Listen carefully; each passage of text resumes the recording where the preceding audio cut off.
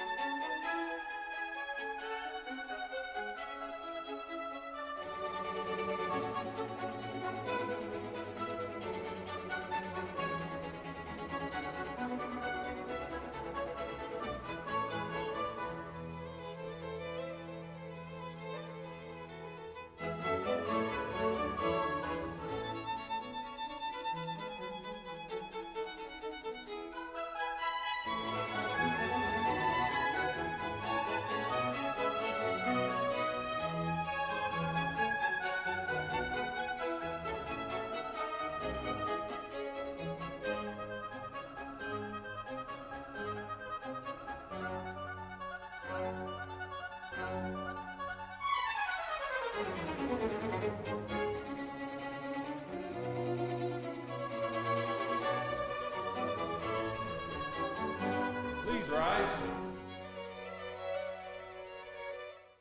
Hear ye, hear ye, hear ye. The Florida Supreme Court is now in session. All who have cause to plead, draw near, give attention, and you shall be heard. God save these United States, the great state of Florida, and this honorable court.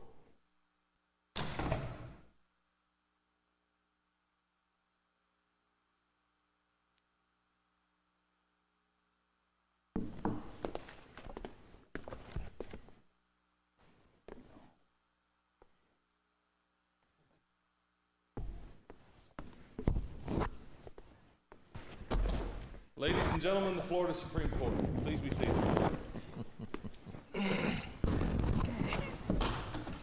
Good morning, ladies and gentlemen, and welcome to the Florida Supreme Court.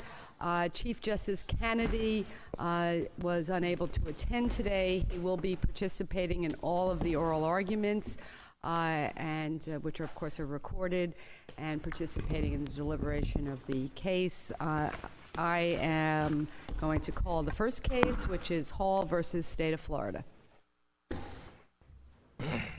May it please the court. Good morning. I'm Chris Quarles, and I represent Dante Hall in this direct appeal from Lake County, Florida, wherein Mr. Hall was convicted of, among other things, 2 counts of first-degree murder and was sentenced to death on one of those. The jury recommended death 8-4 for the murder of Anthony Blunt, and they recommended life for the murder of Keeson Evans, and the judge followed both recommendations and sentenced Mr. Hall to life on one and death on the other. This morning, I'd like to focus on almost exclusively on one issue. I have no guilt phase issues. We contend that the trial court erroneously found and that the murder of Mr. Blunt was especially heinous, atrocious, and cruel. This was a robbery gone bad where Mr. Hall and 3 of his confederates robbed a house full of partying people after Mr. Hall's girlfriend had received an invitation to be hired as a dancer to strip, and she got some of her girlfriends to come up to a house in Eustis for a party on a Friday night. They got the idea that... No, I find it very difficult for you to say this was a robbery gone bad. Isn't this the case where did they come in with AK-47s in this? 2 of the men were armed with guns that were similar to AK-47s, and yes. I mean, there was a lot of shooting There was a lot of in shooting. this case. And yes, so there was. It seems very... Well, and that's why the judge found a great risk to many people, and we do not contest that on appeal. So the 3 aggravators he found, the contemporaneous convictions, prior violent felony convictions for the murders and the attempted murders, as well as great risk to many, and pecuniary gain. Pecuniary gain, correct, and also, and they conceded, the state conceded that the murder of Keyshawn Evans was not especially heinous, atrocious, and cruel. This was literally... Now, is Mr. Blunt or is Mr. Keyshawn the one who was sort of begging for his life? No, he wasn't begging for his life. He was... Begging for help. He was begging for help after he had been shot, and he lingered and remained conscious, I believe, for 30 minutes before he died a couple of hours after the shooting. Isn't Blunt the one that told him to that the money in the other room? That was Mr. Evans. Evans, okay. And when the money was not in the other room, somebody came back and Mr. Evans was shot in the head. This one is a situation that if HAC is to be applied, it's going to have to be applied in connection with the lingering death, the bleeding to death, and that kind of thing. Correct. And in this area, it does seem that we've got cases sort of all over the place, and certainly it's not, we know for sure, it's not according to the intent of the shooter. It's got to be viewed from the victim, and you agree with that? I agree with that. And we have some where there are shootings, and they say, no, you can't have this, yet there are strangulations that maybe even produce death sooner. And yes, those are HAC. I mean, there seems to me there's got to be something, some kind of view where you step across the line. You understand what I'm saying? Yes, I understand what you're saying. Trying to understand where should that be? Where is the law of Florida? Because it seems to have that line has sort of moved. It has moved somewhat, and before, the intent of the murderer was a factor that this court did consider. You receded from that in subsequent years, but the consistency of all the cases where EHAC, especially heinous, atrocious, cruel for short, EHAC has been upheld by this court where there's been a shooting in the course of the event is where there have been acts that the defendant must engage in some action to torture the victims or subject them to pain or prolonged suffering. And all of the ones where there have been shootings, the shootings were preceded by long episodes of either rape or driving them a long distance where they knew they were going to be killed. So you think that's the thing that has tipped those over?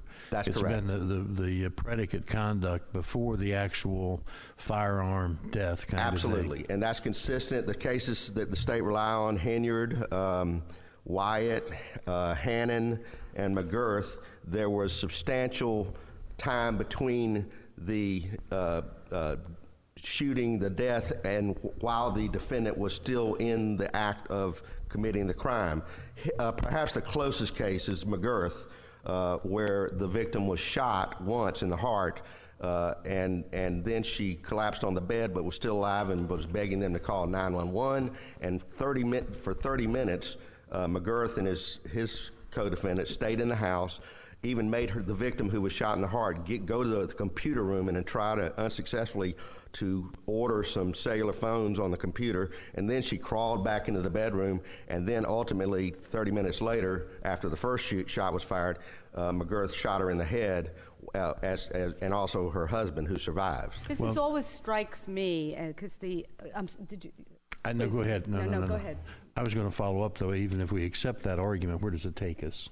So, I mean, there's two arguments here. There's one, yes, okay, about the HAC, but even if that's not, we have other aggravations. We do. And I think if this court upholds EHAC in this case, you're going to definitely have to recede from Tefteller, which was what? Tefteller versus State, where there was a one shotgun blast and the victim lingered, and the doctor testified that he lingered for 2 or 3 hours, longer than Mr. Blunt, and remained conscious, and was on the operating table, and said they testified about the final glide path, and he said, I feel that I'm going, and they talked about how the patients sometimes know that death is imminent and that they're dying, and this court said the fact that he lingered after the shooting, the quick shooting and the robbery, was of no import But as far as I think where Justice EHAC. Lewis was starting to go was, so we strike HAC. Isn't it harmless beyond a reasonable doubt? Not in this case, because, and we have a good evidence of that, a good record for that, because the state asked for, and the defense agreed, that they do interrogatory verdicts on the aggravating factors. And remember, they did not submit HAC as an aggravating factor for Mr. Evans. Only the first 3, which they unanimously found on Mr. Evans, yet still recommended life.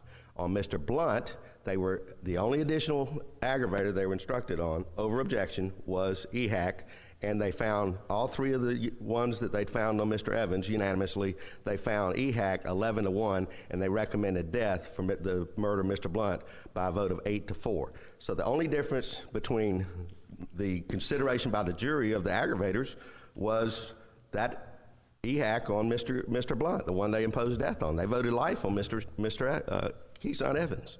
So that's what the defense argued in their sentencing memo, and the judge's findings of fact read like, especially on the finding of EHAC, he cites all the correct law of this state, and then incredibly concludes that it was.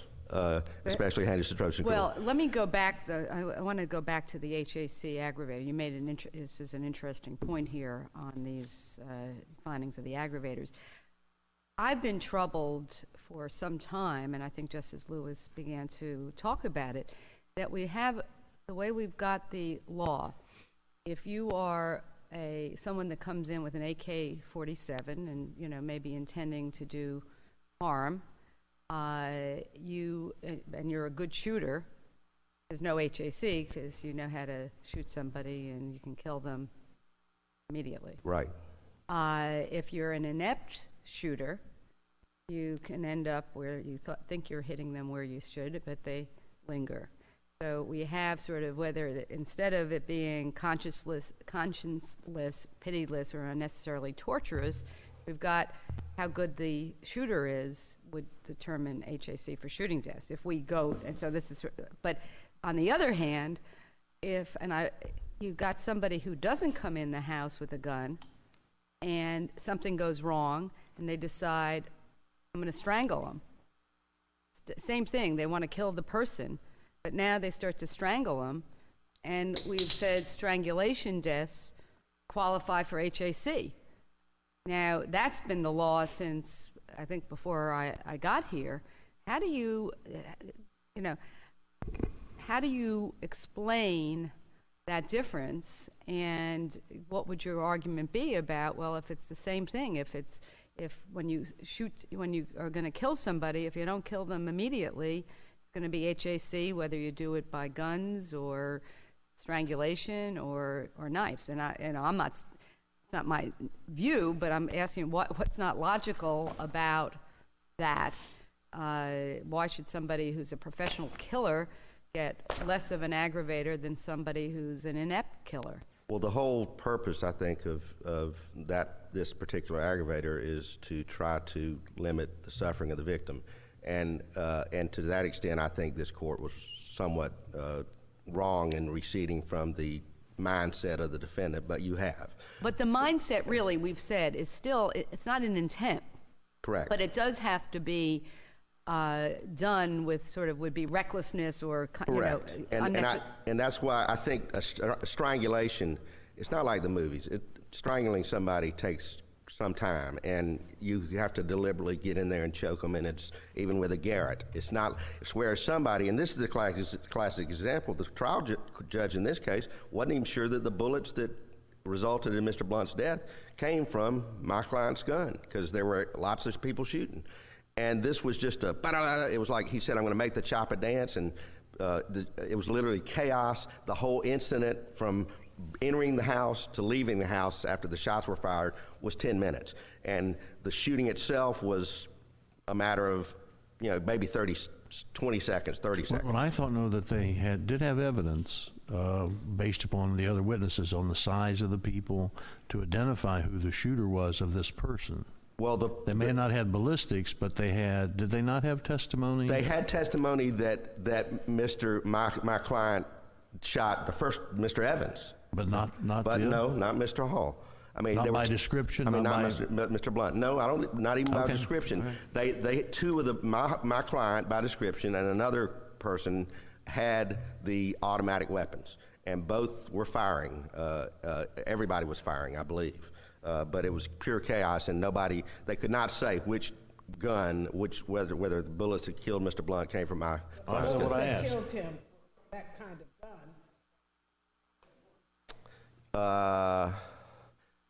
I'm not sure about that. I think that he had 3 wounds. One went through the fatal wound went through his chest, one went through his arm, and one, I think the other 2 would not have been fatal, but the one through the chest cavity that cut aorta was the fatal wound ultimately. And the fact that he lingered was not caused by deliberately caused by my client's action. He just lingered. I mean, he survived. He stayed conscious for 30 minutes. And that's not. We've always said that's not necessarily for this aggravating factor that your client intended. Correct. But he still the case law says must engage in some action to torture the victim or subject them to pain or prolonged suffering. And that, like I said before, it's the entire, all the ones where it's been upheld, where it's been the result of shooting, it's not been because the victim lingered, it's because there were separate acts apart that either occurred while the victim was still alive, either they shot him again or they made it clear they were gonna kill him. This was literally seconds that the shooting occurred, and the fact that he lingered, this court would have to recede from its case law to uphold a joint penalty phase? Yes, it was. And so Mr. Blunt and who was the other victim? Mr. Evans. Mr. Evans was the other victim that died. So they would have presented different mitigating circumstances during the penalty phase, correct? Different mitigating for? No. The penalty phase includes aggravating circumstances and the mitigating circumstances. I mean, you said earlier that even though they found this HAC for Mr. Evans, yes, they recommended. No, I'm sorry, they did. No, it was the state conceded that HAC was not applicable to Mr. Evans because he was shot. I thought your argument was that even though they found it for him, they recommended a life sentence. No, Your Honor. Okay. They did not. They were not allowed to consider EHAC for Mr. Evans' murder. What you're saying is the only. I mean, it's I think a good argument that the only difference between the 2 shootings was that the jury was instructed on HAC for one and not the other. Correct. Are we going to hear anything different from Ms. Davis when she gets up as to what would have? I don't believe so. And additionally to the fact that the jury was considering that additional aggravator for the one murder that they recommended death on, the trial judge gave it great weight in his findings of facts. So I clearly don't think it could be harmless, especially, and this is sort of deals with proportionality argument, the second point.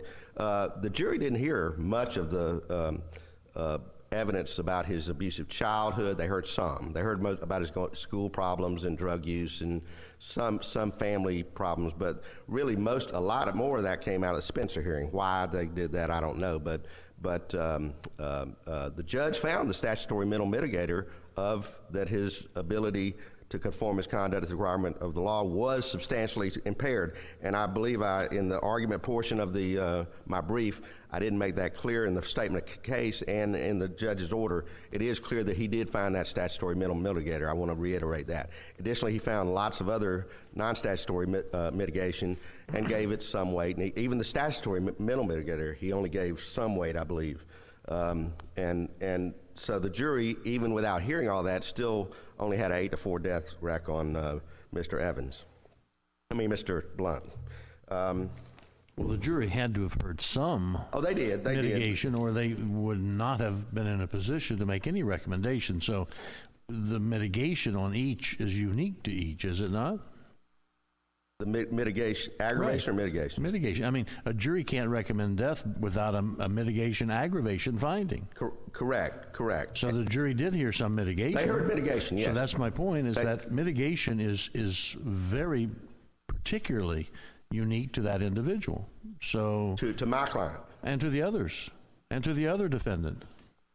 So I'm trying to understand how this all fits together. Well, it wasn't a joint trial. No, I think I thought let's you just said make sure joint penalty. joint victim. Joint victims. I'm sorry. Yeah, not. No, okay, I'm sorry. all right. I'm So sorry. there was Okay. he was convicted of the murder of two victims. That's correct, Your Honor. And then the penalty phase was for the murders of the two victims. Yes, ma'am. The mitigation, since it's one defendant, Yes. was the same as for both That's victims. correct. That's correct. What you're saying is the only difference in the aggravation was one was instructed, the jury was instructed on HAC. That's correct. And the other one, the state conceded no HAC. Yes, ma'am. And the jury in that case, what was the vote for life in that case? I believe it was 6-6. But on that case, we don't have, in the other victim, do we have the same kind of information that the guy was begging for his life and moaning and groaning? I mean, there is some difference. He wasn't begging for his life. between- Let me make that clear. He was begging for medical help, saying he didn't want to die long after my client had left the scene and the EMTs were treating him. And they assured him they were going to help him and they would do everything possible. My question to you was the other victim doing the same thing? Was the other He victim... didn't survive. He didn't linger. Okay. That is the difference. Well, but this court has said what happens if he lingers. Taft Teller's right on point. I think so we go back around in a circle. I said to you, what difference does it make if we strike HAC? And you said it makes a difference, and Yes. that's how it came. Now, if we uphold HAC, then at that point, your argument, there's no lose. argument, you lose. Okay, so the issue that I'm understanding that you're saying is that in shooting deaths, unless there is evidence that the defendant either was doing things before or watched and didn't do anything after, that we have not upheld HAC. That's correct. And I want to amend the vote on the life. I don't believe there is a record of what the vote is. I think it was just, they found all the three aggravators unanimously, but it just, I think on the verdict form for life, it just says life. They're instructed 6-6 is life. I don't know what the actual vote was. I believe Do we have both of the special verdicts in the record? Yes, ma'am. The ones the cases state rely on. And so my guy goes in there, robs everybody, sprays the place with an automatic weapon, as does one of the co-defendants, and then leaves in a matter of minutes. And Mr. Blunt survives, and the EMTs come and try to save him and are unsuccessful. He's unconscious within 30 minutes. He's not pleading for his life. He's pleading for help. There's a big distinction. Hinyard, case relied on by the state. A family was abducted. What is that distinction? Pardon? What is that distinction? You said there's a big distinction. There's a big distinction between between pleading for your life and pleading for help, but isn't pleading for your help the same as helping me to stay alive? No, ma'am. Pleading for your life is when the the murderer is standing over you, and you realize that he's about to kill you, and you beg him. And in one of the cases the state relies on, the victim said, "Please, we've got a 2-year-old daughter. Please don't kill me." But that didn't happen here. This was very quick. Everybody thought this was going to be a quick robbery, and they emphasized in the trial testimony, did anybody buck the jack? Did anybody resist? That's slang for resist. Did anybody buck the jack, resist the robbery? No, everybody cooperated. That's why, and the state was pointing out that despite the fact that they were cooperating, pulling all their money out, throwing the jewelry, they just started shooting. And so nobody begged for their life because nobody expected anybody to get killed or shot. So it was really a matter of 10 minutes, and the shooting was a matter of seconds. They were gone, and he happened to survive. But that's under the Tefteller, it's clearly not especially heinous, atrocious, cruel. The ones where you have upheld where the shooting, a family was abducted, mother and 2 daughters. They are taken to a remote location. The two young girls are the victims. They rape the mother within earshot of her daughters. Then they shoot the mother, and the little girls are whimpering in the back seat, crying for mommy. They stop, take the 2 girls out of the car, and take them a short distance away from the car, and shoot them execution style once in the head, as they sobbed and pleaded, and they were killed. Wyatt. There was 20 minutes of abuse. The victim was pistol whipped when the safe didn't have enough money in it. One of the victims was undressed and raped a short distance from where 2 other employees were held. In this case, there are 4 aggravators, right? Yes, Four sir. aggravators? Yes. So if you eliminate the HHC, why don't you still have 3 in this? You still have 3, but there's substantial mitigation, including a statutory middle mid. Why isn't it harmless error? Because I think well, it's not a matter of just mere counting. It's a matter of weighing, and as I said, the judge gave great weight to the EHAC aggravator. He didn't say even without this I would find death appropriate. So I think it's not clear that it's harmless. The state must prove beyond a reasonable doubt that without a finding of this aggravator, the judge would have still imposed and the jury still would have recommended it. I don't think they can meet that burden. You're saying they can't in this case because there's a special verdict that shows without it as to the other victim that the jury recommended life, and under our case law, the judge would have been bound to give that great weight. Especially under these facts, yes. Give great weight to the fact that that it was especially heinous, atrocious, cruel. No, I'm saying, I was saying that he would have to, if they had recommended life for this, Yes. the judge would have had to give that great weight. That's correct. But he says in his order, I want to make clear, he gives the finding of EHAC great weight. But You make an argument in this since it was an 11-1. Was 11-1 on HAC and ma'am. 11-1? no, it was 8-4 on the death rack for Mr. Blunt, the victim. You make an argument that, because in this case, it appears that the aggravator that would have that elevated this for this jury to a death case was HAC, and it wasn't unanimously found? Well, the fact that it wasn't unanimously found is sort of a side issue, but no, the main issue is the only difference in It's their not a side issue to me, but it may not be to the U.S. Supreme Court. Because Correct. I thought you didn't You're raise you didn't raise a ring issue. I raised a boilerplate ring issue. Well, that's what I thought. I mean, there is a ring issue. Yes, there's a ring issue. But it's an interesting twist on it, which is normally we say if there's a prior violent felony, there's unanimous recommendation on the prior violent felony. But if you have the one, I mean, again, maybe it's a stretch, but it's something to keep in mind for you. Correct, and that's something I'm sure the post-conviction lawyers will. But we also have the prior violent felony in this case, right? We do. And 2 of the 3 remaining aggravating factors were given great weight also. Yes. Great risk of harm Yes. to many people. Yes. And the pecuniary gain. Yes, ma'am. Is there evidence that Mr. Evans would have witnessed other people being shot before he was?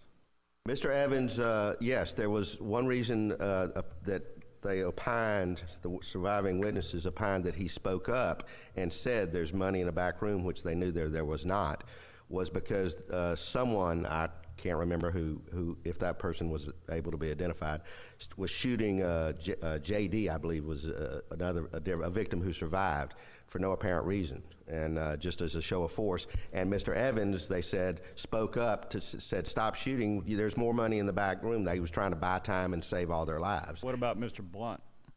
Mr. Blunt saw when they came back, he did see Mr. Evans shot in the head, but again, within seconds, all hell broke loose, as they said. And the lights got shot out, and it was black, and bullets flying everywhere. So he certainly saw, well, actually, it's not clear that he did see. He may have been aware, because it's not clear when the lights went out. They were in a tiny Florida room. Well, seeing somebody else shot or hearing somebody else shot, that's not AHC? If not if it's a matter, all the case law that y'all have on where you uphold it on a shooting of this sort, there was really a prolonged period of time where there were additional acts. Yes, for example, the little girls I was talking about, they saw their mother shot and raped.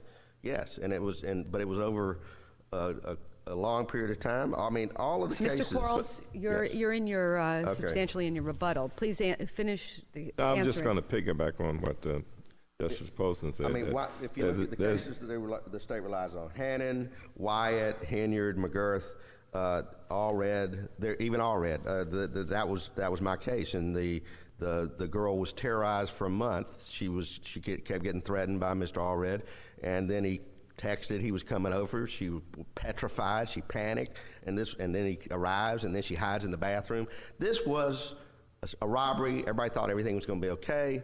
Then it went haywire, but literally, it was only a matter of a few minutes, and my client and the rest of them were out of there. And the fact that he lingered, a tribute to medical personnel who were there, should not be used to support. And well, the only reason it went haywire is because they started shooting their guns, killing people. I agree. But nobody tried. You said nobody tried to. That's correct. Stop them. And that's why we didn't contest the great risk to many. When you start firing indiscriminately. All right, you have 2 minutes left. Florida, if you want to say room, that. that's what happens, but it shouldn't support EHAC. Thank you. Otherwise, it does not narrow the class, and perhaps renders our statutory scheme unconstitutional because it doesn't truly narrow the class. Thank you.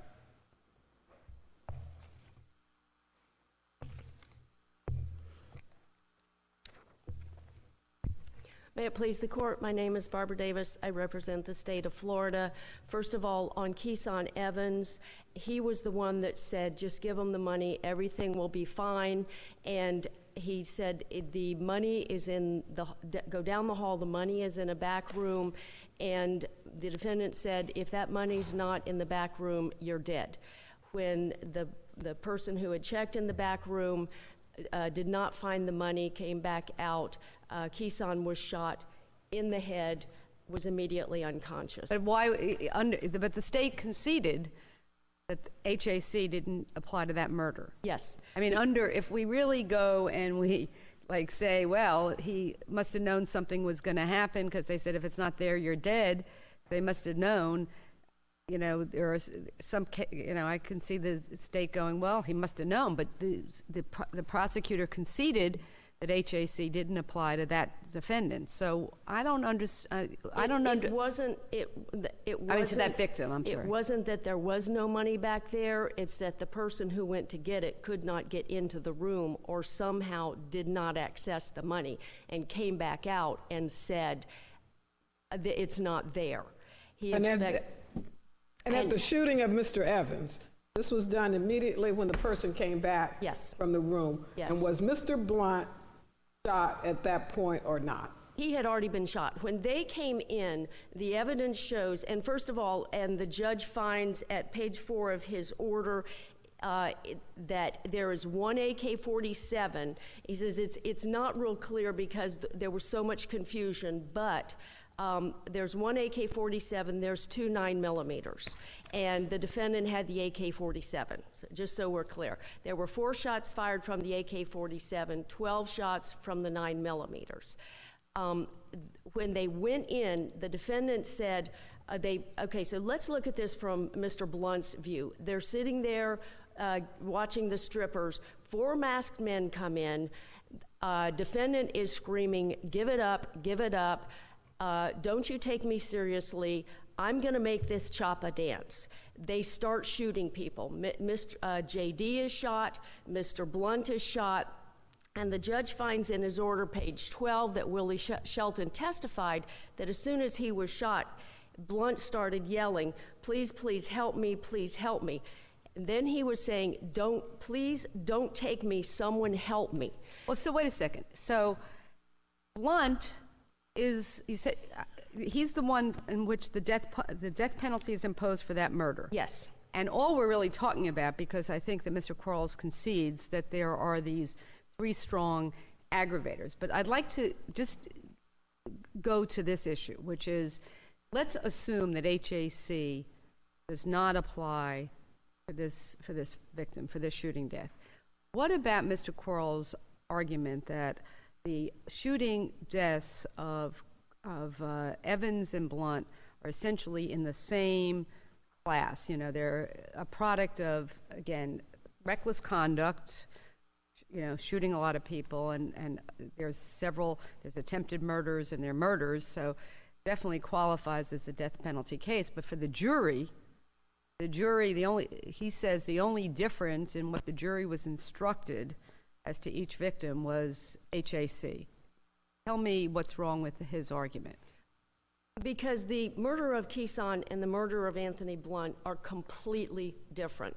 Keeson, after people were shot, he was the one that said, just give them the money, we'll be okay. Go down the hall, get the box of money, it's in a shoebox. Let's use Evans. Are you talking about Evans? Evans, Keeson Evans.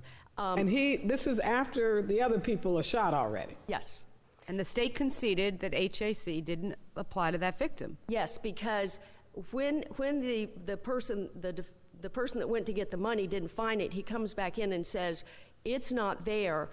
Keeson is shot in the head immediately. The medical examiner says he was unconscious immediately. I mean, if you look at the MRI, it took half his head off. So are He you was saying gone. that the state's position is that if somebody is a good shooter and somebody dies immediately, that's not HAC, but if somebody is less than, even though the same idea, this guy was shot in 3 different times, clearly intending to kill him. There wasn't an issue of shooting him in the leg and then playing around and shooting him someplace else. That is HAC? Is that really where our law has gone in this arena? I'm saying that in this case, there was no evidence that Keeson was experiencing mental anguish, emotional terror. Well, it's the lingering and the cry-outs. That's what you say constitute the HAC. Yes, and Keeson actually said, we're going to be fine, and he was killed immediately. Don't we also, though, Ms. Davis, have in this area of HAC some cases where people have pled for their lives? 1 shot kills them and no HAC. You do, but this is not that case. Well, okay, but I mean, though, it just seems to me that it's very difficult to find where all these cases go. I'm just trying to see how they've help us mentally put all these together. I mean, and it seems to me we have a case on a robbery of a speaker store, and they line up all the employees and shoot them in series. And I believe there was no HAC in that case yet, and I believe it's called Farina, the freezer case, where they take them victims, and there was a where is the symmetry? Where is the consistency that we ought to have in the law, so that you as a prosecutor and the defendants can apply this in a logical and correct way? And that is why you have seasoned prosecutors who know there is no bright line. You can't say this amount of mental suffering ahead of time or this afterwards. But the prosecutors knew. Keeson Evans did not suffer. Anthony Blunt did. He was shot several times. I guess what I'm asking you, though, and I don't know I got an answer to it, so what we're saying is that HAC will, even if there is nothing that occurs beforehand, that HAC now in a shooting death will depend on whether somebody is a good shooter or not a good shooter. No, and this does not come down to good shooter, bad shooter. They were very good shooters. The reason they were shooting them in the body parts is to make them give them the money. Is there evidence in this record that what they did with this victim, because that is they shot him once in the leg or some other part, a non-fatal wound, and then said, now tell me where the money is? When they came in... is that the situation? Because I didn't hear that from Mr. Quarles. When they came in, and this is in the judge's order, the defendant said, give us your money, and then he said, do you think we're playing? If you don't give us the money, I'm going to make this choppa dance.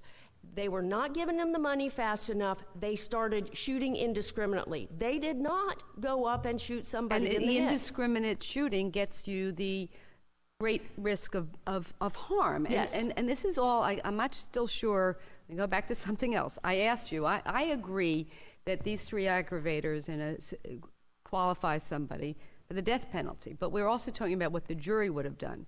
And so from the jury's point of view, if they're not instructed on HAC, then there's the same 3 aggravators for them.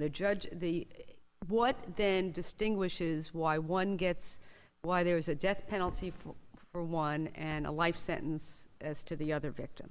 And this question and Justice Lewis's question, if we look at Anthony Blunt, he is shot 3 times in area where he is bleeding inside. He is saying right at that point, please don't take me. He is saying, don't shoot me again.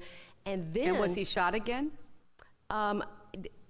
It's not real clear. So in other words, after somebody says, please, they see they're still moving, and the person says, don't shoot me again, and they shoot them, that's not HAC, but if they don't shoot him, it is HAC? Keeson Evans was not begging for his life. Keeson Evans said, everything's going to be fine, just give him the money. He was shot in the head, he went unconscious. Anthony Blunt was shot and begging for his life, and they come back and shoot Keeson in the head right next to him. Does it matter whether he was saying, right there.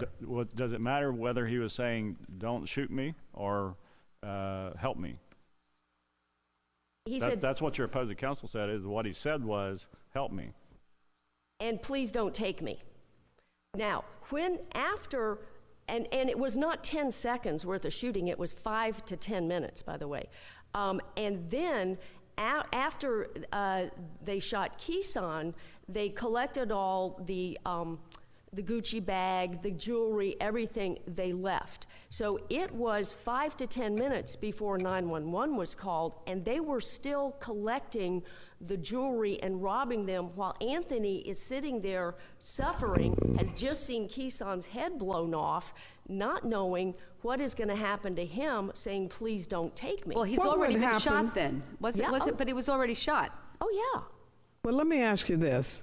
What would happen if, in this situation, the jury had found the 3 aggravators that are not in question here for both of these cases, and then the jury had recommended life for one and death for the other? Well, if Keeson was heinous atrocious... No, I'm saying, assuming that there was no heinous atrocious, and just the 3 aggravators that we have, and then the 3 aggravators were found for the other murder also, but for Mr. Evans, they do the life sentence, and for Mr. Blunt, they do a death sentence. What would have been the result on appeal if there was some question as to since he got life for one, shouldn't he have gotten life for the other? I mean, that's in essence some of the questioning that seems to be here. Well, and that's, as Mr. Quarles said, it's not a counting process, it's a weighing process. The death of Anthony Blunt was clearly more egregious than the death of Keeson Evans. You're saying even if you don't find the HAC, that the circumstances of his death would require not required, but a death sentence would be appropriate, even if a life sentence is given to for the death of Mr. Evans. Absolutely, absolutely. Wait, I'm a little troubled by that, because that to me seems to say we have a standardless system. I thought the whole reason that this aggravating, mitigating situation came about was to sort of narrow the class and to have some consistency in it, so that that there was the consistency if you found certain mitigation and certain aggravation, because you are seeming to say you can give death for the same mitigation and aggravation when in the same jury can give life. I'm not that's standardless then, isn't it? I'm saying you don't count. Oh, he's got 3 aggravators, Oh, no, I and he's understand. got 3 aggravators. Well, but I understand. I mean, one may be shot in the head, and the other may be shot in the heart. I mean, he's still dead. However, now, But it's got to satisfy. I thought it had to satisfy aggravators to be elevated. Not just that there's different deaths, but it had to that the aggravation. It's aggravation and mitigation. If it's identical, it's not identical. And so first of well, all, that's what the question was. first of all, you have to assume that Anthony was killed the same way as Keeson in order for them to be identical, and they were not. Well, no, from a standpoint of mitigation and aggravation, I don't agree with that. Well, if you want an individualized sentencing to go on, you're going to look at how Keeson was killed and the entire episode. And then individually, you're going to look at how Anthony Blunt was Well, killed it's and standardless the entire then. We can't tell a jury if we're not looking to aggravators and which aggravators apply and mitigation and what applies, then we have a standardless system. You can do anything you want with them. I didn't think that. I think we're getting pretty close to having a real problem with this death statute if this is the way it operates. You may be right, but if that's how it operates, I have some serious questions. Well, let's back up a little bit then and look at the case that he's relying on is Tefteller. This court has distinguished Tefteller. In the case of Gerald's that we cite, this court distinguishes Tefteller. But can I just, before we go on, because now you're going back to why HAC applies. Yes. But I thought Justice Quince's question was, could the jury have, without HAC, have found one to be get death and the other to get life? And you said yes, they could. But really, the question we'd ask, if an HAC aggravator instruction was given in error as to Mr. Blunt, the issue is whether it's harmless beyond a reasonable doubt. And here there's a much more compelling argument that the only difference in terms of what the jury was instructed on the aggravators was the additional aggravator of HAC. That makes a much stronger argument. It's not an issue as to speculatively whether the jury would have still given death. They might have, but the issue is whether it's harmless beyond a reasonable doubt. And can you say to us that with this circumstance that the jury would have recommended death even if they hadn't been instructed on this aggravator? I could never tell you what a jury thinks, but let's look at the... Well, I know that, but the harmless error analysis requires the state to prove beyond a reasonable doubt that an error was harmless. I'm sorry, they require the state to prove that an error is harmless beyond a reasonable doubt. Isn't that the law? Yes. Okay, so you're saying you don't know what the jury would do, and therefore, how do you carry your burden if it's error that it is not, that you can say it's harmless beyond a reasonable doubt in this case? Well, this is an interesting case. And if this court struck the HAC aggravator, you may not be able to do a harmless error analysis under the circumstances of this case. I'm not conceding this is not HAC. Okay, so why don't we go back to...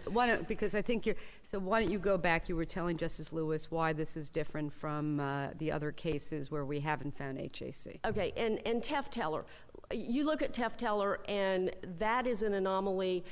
It has been distinguished many, many times, and this court looks at, in Tefteller, in Gerald's, it specifically distinguished Tefteller because, and we're not saying Tefteller was properly decided, but if you want to distinguish it, Mr. Tefteller was being robbed, he had no money, they shot him.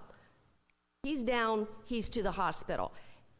You focus, as the judge did, on what Mr. Blunt went through in the entire episode. They come in, they're shooting. He's sitting there saying, please help me, please don't take me. Keeson says, we're gonna be okay, just give him the money. Keeson's head is shot off in front of Mr. Blunt. Now they're taking all the money. He's still sitting there begging for his life, according to Willie Shelton and what the judge found. And then when they finally leave and they call 911, he's still alive for a half an hour. Now that is clearly distinguishable from Tefteller, if Tefteller was properly decided. Look at the case of Allred that Mr. Quarles was, now when we were up here in Allred happened in the blink of an eye, according to Mr. Quarles. He blasted in the house, Mr. Allred. He sought one victim, quickly killed him, went and got her in the bathroom. It was 1 minute. But the terror that little girl, Tiffany Barwick, went through, hearing him blast in the house and come after her and hear somebody else shot, that's the terror that counts. And that's the same terror that Mr. Blunt went through. Sitting there, watching strippers, all of a sudden they're being assaulted, when they don't give them the money, shooting starts. Willie Shelton was shot. Joshua Daniel, and we know that the defendant shot Joshua Daniel. The defendant was in charge. He called the plan. His girlfriend was the stripper that set it up. He was the one shooting. The 9mm were also shooting. Mr. Blunt is sitting there, and Keeson tries to say, don't worry, we'll be okay. Blunt is sitting there saying, please don't take me, please don't take me. They look at it, they come back, Keeson's head is blown off right in front of Blunt. It's a very small room, they were all sitting there. And then do you know the dimensions of this room? Do you know the dimensions of the room? It was very small. The pictures are in the record, and there was pretty much couches everywhere, and with 8 to 10 men and the 3 strippers, it was very tight. They were all sitting right together on the couches. And all this happened right in front of Anthony Blunt, who was sitting upright on the couch. Now, some of the people were face down on the floor, but he was sitting upright on the couch. And then to suffer for the 30 minutes begging for his life. Now, and remember, even when they left, when the robbers left. I'm sorry, and I may, did you say in this case that he was, there was 30 minutes that they were in the house? 5 to 10 in the house. So what was the 30 minutes that he's on the couch? No, 30 minutes between the time that the 911 call came in and he went unconscious when they were putting him in the ambulance. This really goes back to, I feel like we're going around in a circle, because and tell me what's wrong with this idea that if for some reason one was shot in the head and died immediately, the other is shot in the chest, still the intent to kill, not torture or even think about torturing, but for some reason where the bullet goes, they bleed to death, but the nature of and then they leave. Why? I don't understand how one becomes HAC and the other doesn't, unless there are things that happen before that show that they were there and doing something that sets this apart because of HAC from the norm of murders. As I said, I agree with you that it's set apart because there's 2 deaths. It's set apart because there's a great risk of harm. It's set apart because there's a robbery. And all of those in a situation where you didn't have this other issue with the other victim would qualify this for a death case. But in our system, it's the jury that makes the first decision and as to whether it's life or death, and they weigh the mitigation, which, I don't know if it was substantial or not. They must have thought it was substantial enough in the case of for Evans to impose life. So that's where I'm having my problem. You're sort of saying that we're going to take shooting deaths, and again, if somebody shot in the head, that's one thing, but if they're shot in the head, but they then start to linger because they missed it by an inch, that's going to be HAC. And I don't know how, going back to what Justice Lewis says, I don't know how we go there unless we just want to say we're just going to make all these cases death cases and, let the U.S. Supreme Court worry about it. And you're looking at it from the shooter side.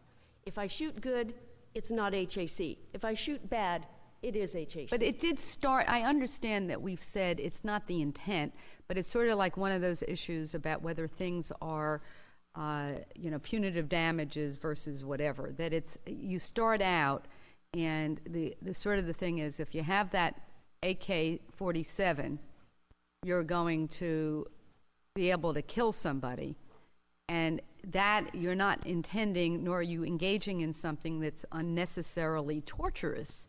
This thing started out with that in mind. You go back to Dixon, and there's just no question about it. So we go from Dixon, and now we're going to get shooting deaths, depend on whether it's HAC, whether they linger or not. I'm concerned that is going to broaden this to almost all shooting deaths. Aren't you really saying that it's the amount of torture that a victim experiences during their death? That's what constitutes HAC? This court has always said mental anguish, knowledge of impending death, and the events surrounding them. That is HAC. And the distinction is that Blunt had that more than enough here, but Evans did not. Yes. That's where we're at. And that's why the state did not seek HAC on Evans. I mean, if you're concerned about shooting deaths being HAC, Farina was a shooting death. But that little girl saw other people shot in front of her, just like Anthony Blunt. You look at Lynch, Richard Lynch, the little girl that saw her mom shot in front of her, and then she was killed immediately. But that's,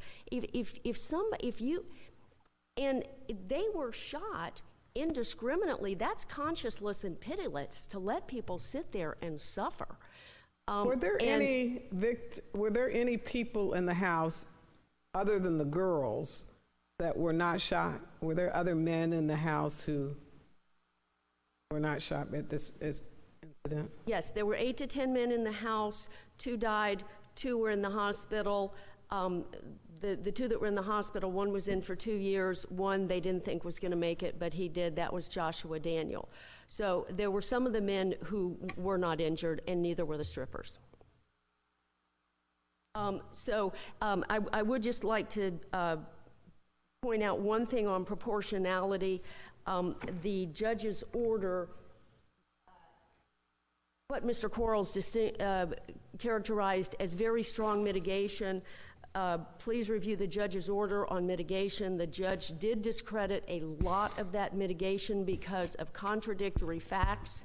The facts, pages 13, on substantially impairment, the judge found that because the defendant was denying involvement to the very end, it was very difficult to assess the facts and how his mental state was. He gave that some weight. As far as the other circumstances, minimal weight or some weight, the judge found page 15, there was contradictory evidence, 17 contradictions on abuse, defendant denied any abuse, and then the second doctor, Dr. Scott at the Spencer hearing said there was, Dr. Mings at the penalty phase said there wasn't. How old was this defendant? 22.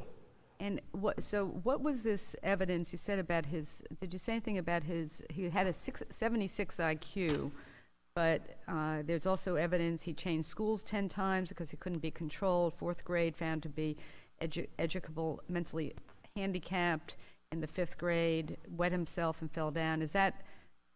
Was that the nature of the mitigation presented in this case? Yes, and also, but you have to look at the judge's order because there was a contradiction between Dr. Ming said educable, mentally handicapped, but there was evidence it was learning disabled.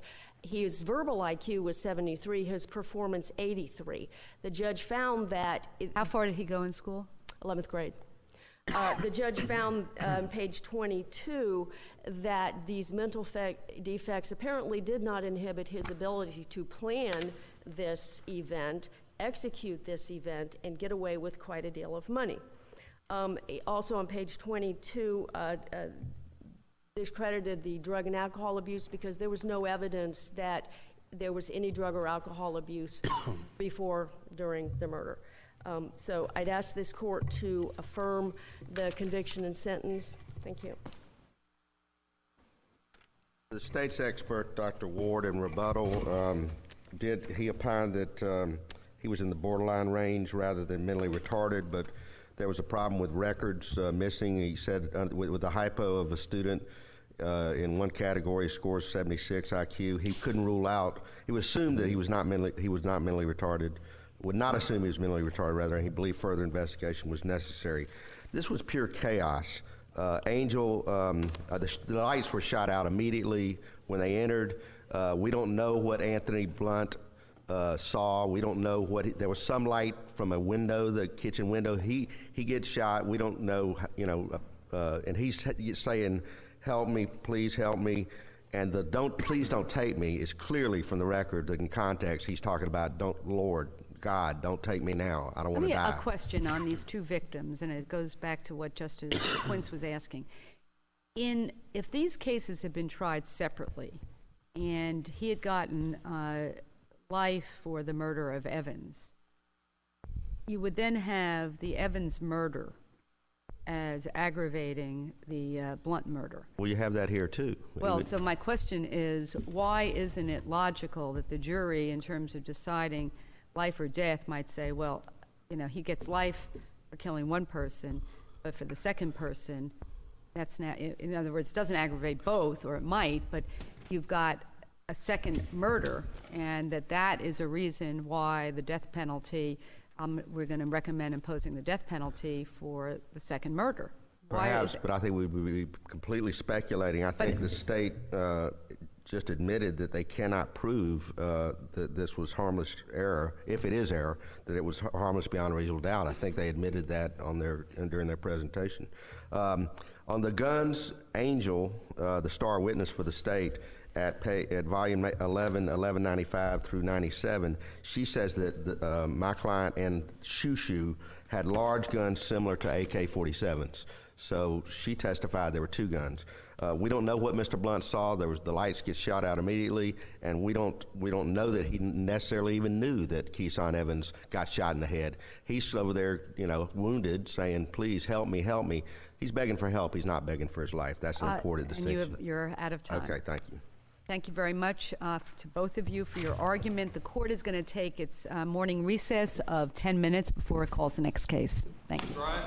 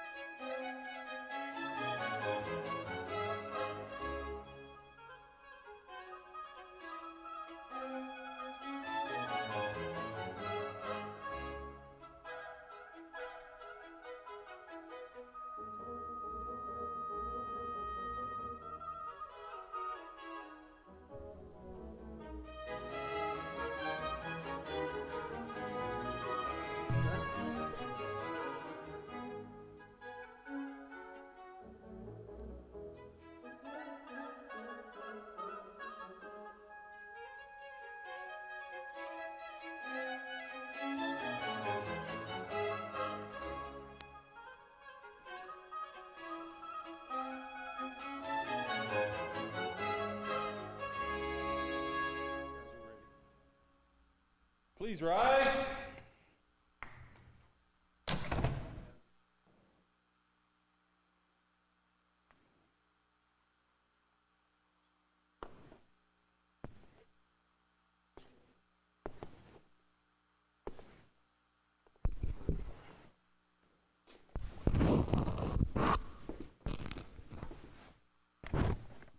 Florida Supreme Court is again in session. Please be seated.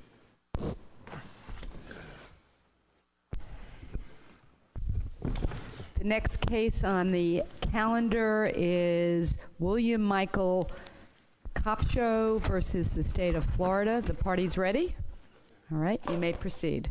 And again, I want to announce that Chief Justice Kennedy was unable to be here today, but he will be watching the oral argument and participating in the deliberations. Thank you. Thank you, Your Honor, and good morning. May it please the court. My name is George Burden. I'm here for Mr. Copsho. We're back again. Mr. Copsho was here once before, and his case was reversed on a jury selection issue. We're here again. And like the first case, there was a variety of things that the prosecution did in this case that would make an ordinarily easy case a difficult case. And I have a litany of things I want to explain to support that, because really this was a domestic killing with a very weighty prior violent felony aggravator. That's essentially what this case was. And well, it's with a heightened premeditation, that is the CCP, and he announced 3 days before the actual murder that he was going to kill his wife. So it is hardly, we don't have a domestic violence exception, but it's hardly one of these things where somebody comes in, sees their spouse with another person and loses it. Well, in this particular case, Mr. Copsho was diagnosed with that he was mentally ill, that he had a personality disorder called dependent personality disorder. And his actions, his whole adult life, was that if a person, and he was married several times and had girlfriends, and the act of violence. That's sort of an understatement, isn't it? Yes. Yes, the prior violent felony was consistent with this disorder. It was all over this case. This was not a person who was not suffering from mental illness that had the time to really formulate and ponder his actions, and the judge found that he suffered from this disorder. The expert testified that he was suffering from this emotional disorder at the time of the killing. What is that? I know one of your issues has to do with prosecutors prosecution used his own extramarital relationship. So how does all this play into it? I mean, he gets so inflamed because his estranged wife is having had some kind of relationship, yet on the other hand, he's out there having. How does that all play into case? It plays right into my theme here. In this particular case, in the first trial, they wanted to introduce what he did weeks before this murder, which was identical to the Helen Little crime. Okay, so now let's make sure we're now going to, because you probably didn't say, you said the prosecutor did a lot, but you want to go to your first point, that your view is that the kidnapping 2 weeks before should not have been admitted.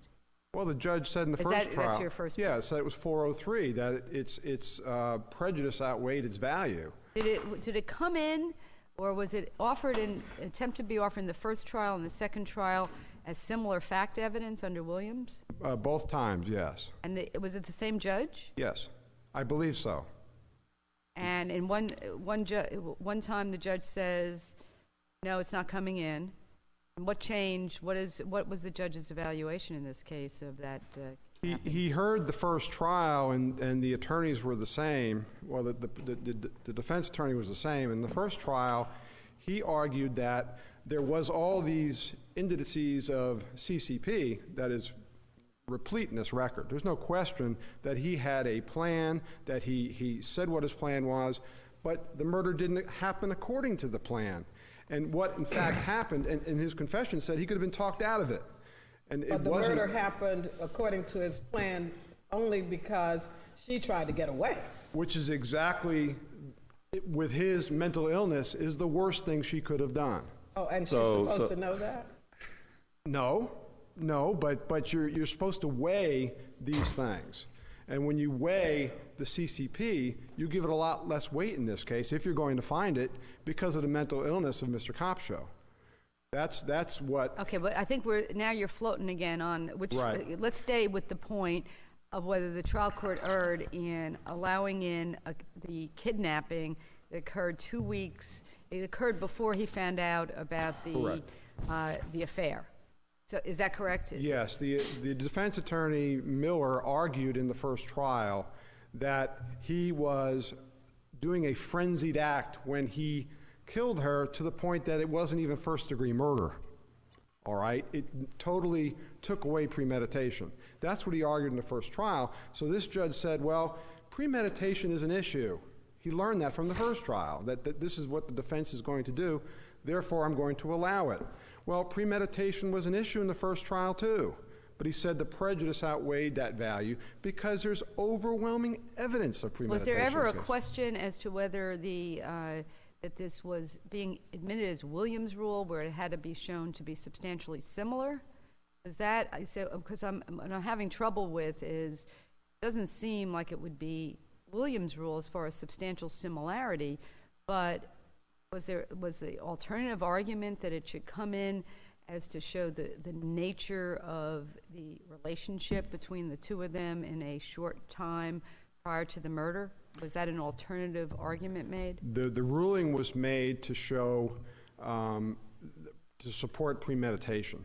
That's why the judge. No, I understand, but there's two ways something comes in under the prior acts. One is similar fact evidence is put in to show absence of mistake or those types of things, identity. They obviously didn't have identity here. It also sometimes comes in to show that the nature of the relationship between the two defendants. We have several cases where you see that the nature of the relationship before, so whether it was a friendly relationship for weeks or it was a relationship where the person was terrorized, it seems to me that is another basis to allowing this evidence in. I'm asking you, was that an alternative basis that the judge ruled in this case it could come in, not as straight Williams rule, but as evidence that it wasn't like this lovey-dovey relationship and then he sets out to kill her. It's that he was terrorizing her in even in the weeks before. That was not presented that way to the judge. But for that isn't purpose. that, I mean, what's wrong with that argument? And the judge did leave out what was the most harmful part of it, presumably the rape. So the judge made sure that this was, not that the real inflammatory details were excluded. He did do that. The evidence has to go to an issue that's in dispute. There was no issue in dispute as to what that evidence was presented for. That's the point. What None was of the that in dispute. instruction that the jury was given when this evidence came in? Were they given They were given a Williams? Williams rule instruction after it came in because of the objection. So, and again, was the argument made by the defense in this case that it's not Williams rule because it's not substantially similar to the crime in question? I believe he argued prejudice because that was So the is ruling it of the... conceded that it, because to me, I don't see how it satisfies the similarity requirement. I agree wholeheartedly. But if the lawyer didn't make that argument, I don't know how we consider that for a basis for reversal. Well, you can do so on the prejudice that it made in this case, because the reason the state introduced it was not in dispute, and it was inflammatory to put a certain light on Mr. Copsho that wasn't appropriate. What light was put on that wasn't already? When you look at prejudice in 403 and inflammatory things, what is the nature upon which the jury is going to act with that information? That is always the question. Yeah, but what add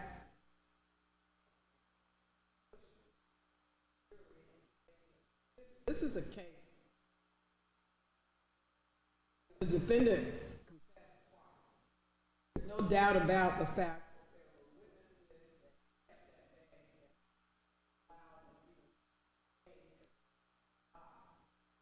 So what in the world?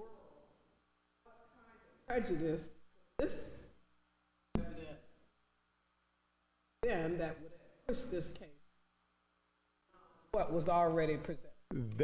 This incident alone is not enough. I will concede that. But when you add what happened in the penalty phase with the introduction of the incident with his girlfriend, which he did 10 years in prison for, that, I submit, is what put it over the edge. And I'll explain why. Well, wait. Yes. Now, the incident with the prior violent felony didn't come in the guilt phase. Correct. All right, so I think let's just stay with Justice Quince is asking you, why wouldn't this, if it was error to admit the kidnapping, why in the guilt phase, wasn't it, let me finish the question, wasn't it harmless error to considering everything else that he had confessed to the murder, planned it, everything else? How does that change the evaluation by the jury in any way? I don't think that it requires this court to give Mr. Copsho a new trial, but I think it tainted them in a carryover to the penalty phase. Okay, so now you're saying it isn't a guilt phase issue, so you now go on to the penalty. Correct. Okay, thank you I concede that. for your candor on that. Yes, I concede that. In the penalty phase, the old chief stuff and the Brown case, this court made it very clear, and I think it's important, that you have to be able to weigh the prior violent felony. You can't This have... goes, I'm sorry, this particular aspect of it. This goes to the prior violent felony issue. Okay. All right. I think that this court, when it initially came out with its determination, you try to strike a balance, because the jury needs to know about this prior violent felony to properly weigh it. They need to know about it. They just can't have a sterile piece of paper saying sexual battery 15 years ago. That's not fair to the state. They need to know. But it is very, very, very prejudicial evidence if it's not handled correctly. What the jury should know is, what were the actions of Mr. Copsho? That's what they should know. But for example, in the Cox decision, this court explained why 5 witnesses testifying to 3 prior distinct felonies of Mr. Cox was allowed in the penalty phase. And this court said, because the sentencing statute for penalty phase says that you should know about the prior circumstances of the crime and the character of the defendant. I don't know what that means when you say the character of the defendant, because, I mean, does that mean he's a liar too? We can bring that in. They need to know he's a liar or he's a thief. I thought that was a misprint every time I read it. I don't know why that language. Well, the character of the defendant goes to mitigation. Well, you see, but in the decision of Cox, it says we're allowing these witnesses to talk about the crime because they need to know about his character. It specifically says that in Cox. Character. Well, I understand it does. what you're saying. I'm still at a loss as to how prior violent Williams rule evidence pushed this over even. Because it shows bad character of Mr. Copsho. And then in the penalty phase. But you know, what's interesting to me is this is all about the same. The Williams rule evidence about his prior dealings with her a couple of weeks back. Correct. So wasn't all of that relevant as a part of the whole way he was dealing with her? Because if he had learned about her infidelity that put him over the edge, and that was the first thing he did in response, and then he murdered her 2 weeks ago, I would totally agree with you. But he didn't know about that at the time. What he did was he saw her out in a nightclub with a girlfriend, and just like Helen Little, he couldn't have her, and he was gonna have her. He's mentally ill. That's what he did. He did exactly the same thing. He broke in the middle of the night, he assaulted her, he took her away, choked her. He's mentally ill. That's what it is. You're saying it doesn't go to the premeditation for this crime, but let's. I feel like you've already conceded though for the guilt phase that it's harmless. Now, in the penalty phase, let's talk about the Helen Little prior murder. Where did the state go over the top in putting on the victim to talk about the details of the prior violent felony? In this point exactly, where they, as bad as this crime was, and it's a weighty aggravator because of what the state presented about his actions, they were horrific. The way he assaulted her, the way he bloodied her, I agree that with should all come in. It should come in, okay. But not her testimony that I was in fear for my life and I wrote his name with milk on the table because I thought he was going to kill me. That's inflammatory. The pictures of the actual injuries and the bloody toenails, that's inflammatory. Those things. The pictures of what?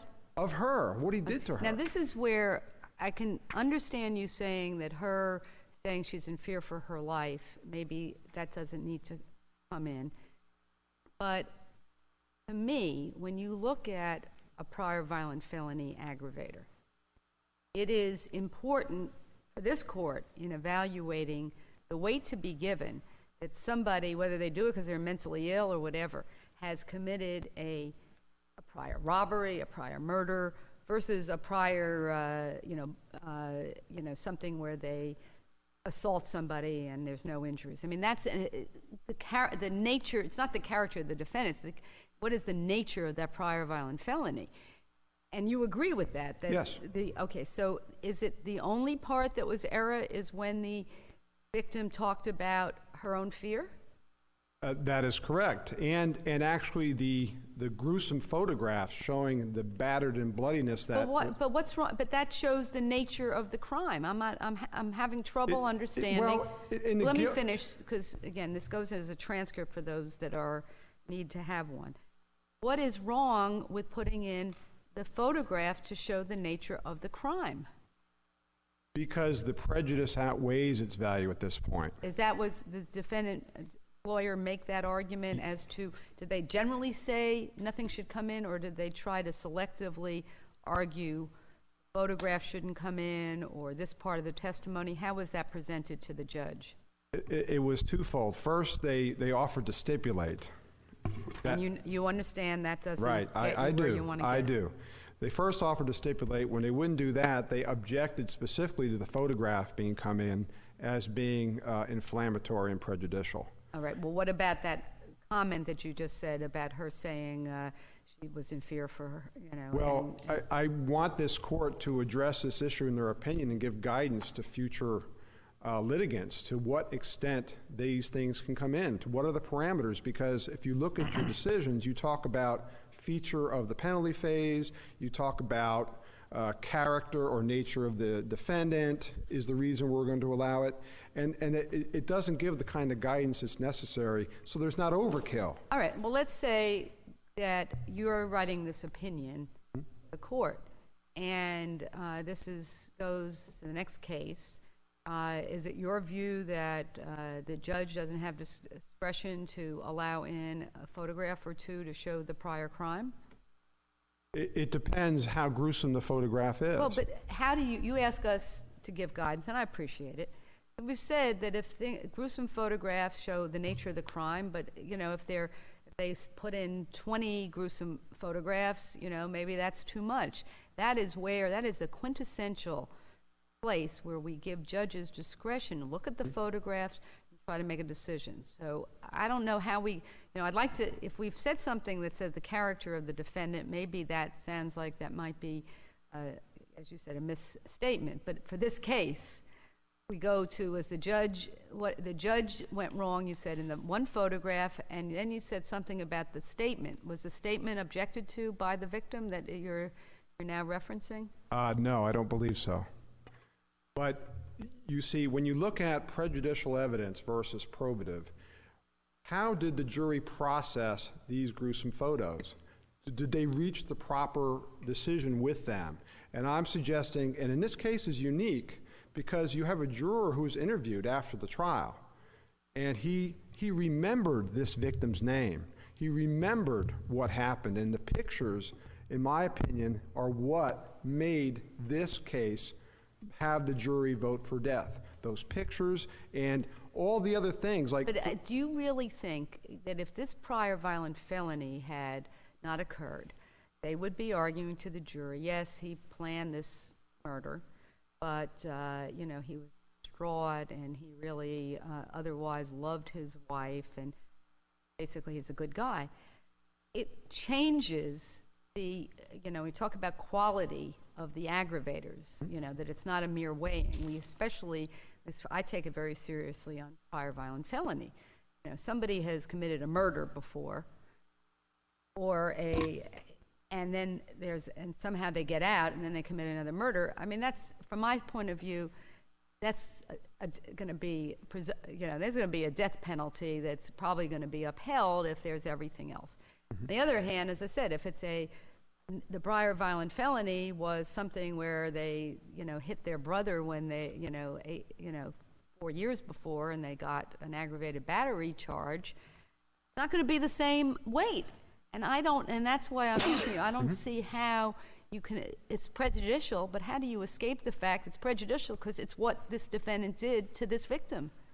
That's correct, but when the prejudice inflames their decision the wrong way, that's when you have to draw the line, and I think that's what happened in this case.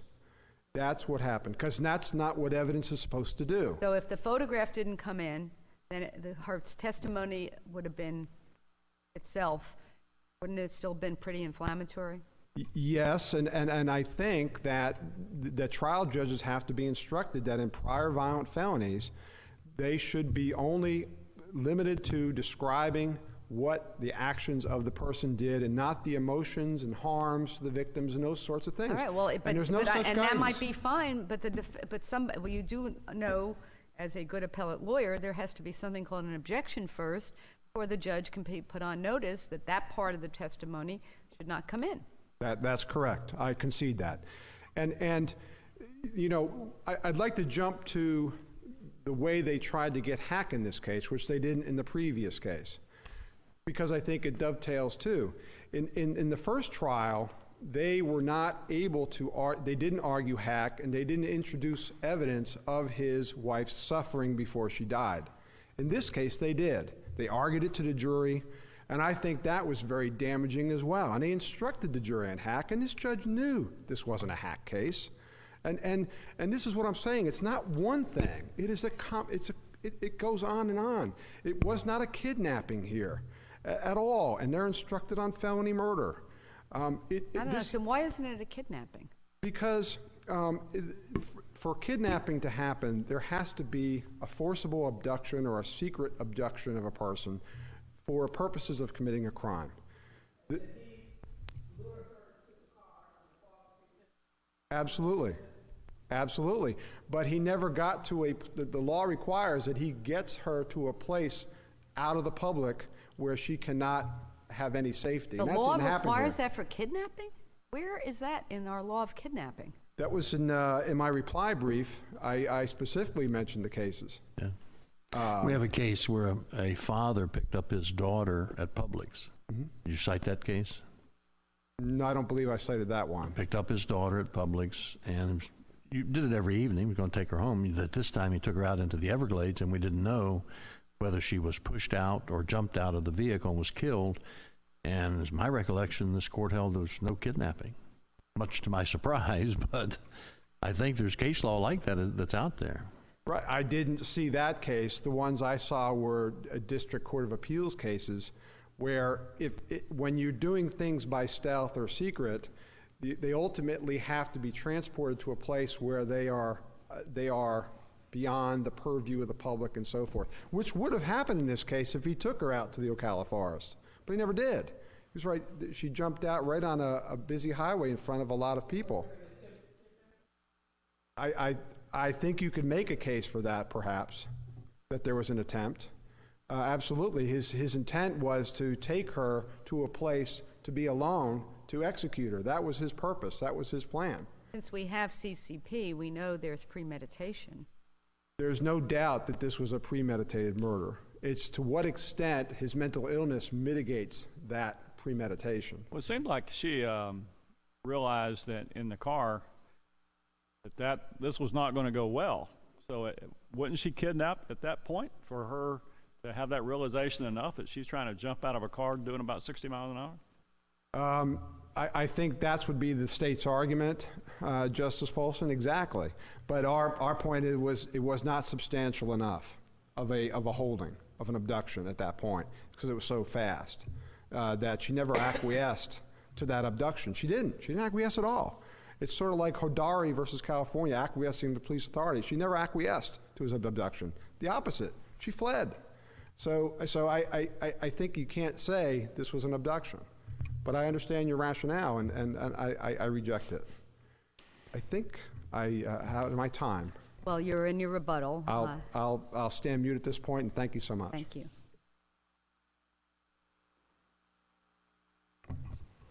May it please the court, my name is Barbara Davis, and Mr. Burden addressed points 1, 2, and 5.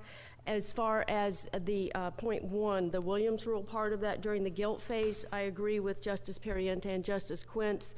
The event that took place 12 to 13 days before he murdered Lynn, his wife, was an inseparable act. It showed the entire context of this event and how it the criminal episode took place. But was that the way it was argued? It was not. Okay, so but this thing of it, to put the thing in context is sort of where I was going.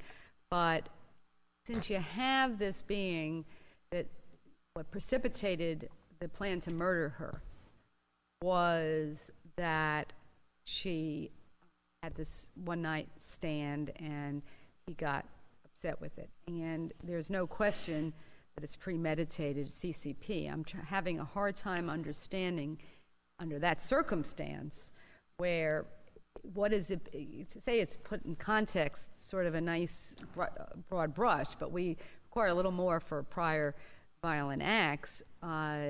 What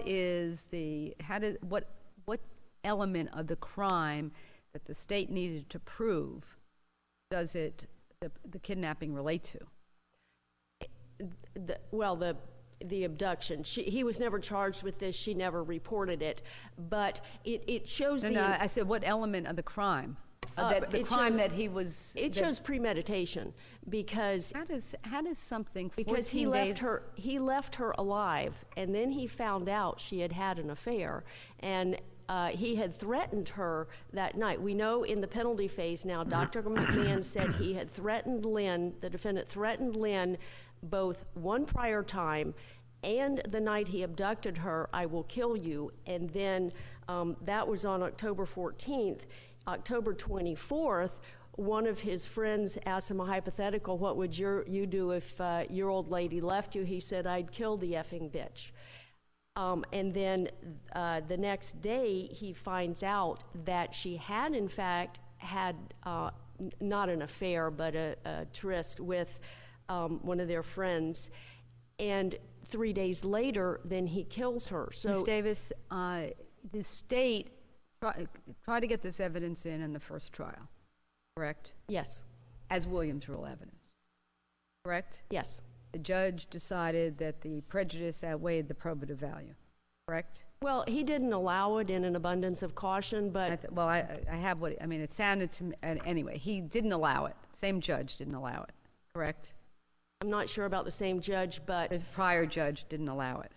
The same evidence was And not allowed. Is that correct? That's correct. I'm just bear with me, okay? Now, this judge hears, and the state tries to put it in as Williams rule evidence. It's not Williams rule evidence. It's not substantially similar. It may be prior bad act that's relevant to an issue, but you got to weigh that carefully against whether it's outweighed by the prejudicial value. Now, what was the jury instructed about how to consider this act, not as evidence of his guilt, but what? What was First the of jury all, instructed? I don't agree with you that it's not Williams rule evidence. It can be both, and this court has decided cases in which it is both. It is the same victim. He abducted her. He threatened her. He raped her, but the judge left that out. And it is enough similar to this event to qualify for Williams rule. The judge allowed it for premeditation because that was the big issue in the case. I guess I just don't see how something that is a week and a half before is relevant to the premeditation for this crime. I mean, I can understand that if the crime was planned for months, that this would be one act that, you know, and as part of what he was doing, he was terrorizing her. I can see that.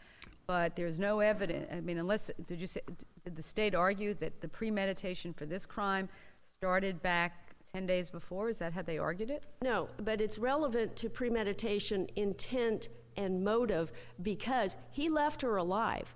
And then he found out she had had this affair, and that's when he decided, I'm not leaving her alive. And he started his planning. So not only does it show the criminal episode, it shows that he started premeditating right at that point. So did the state in the penalty phase use this for CCP?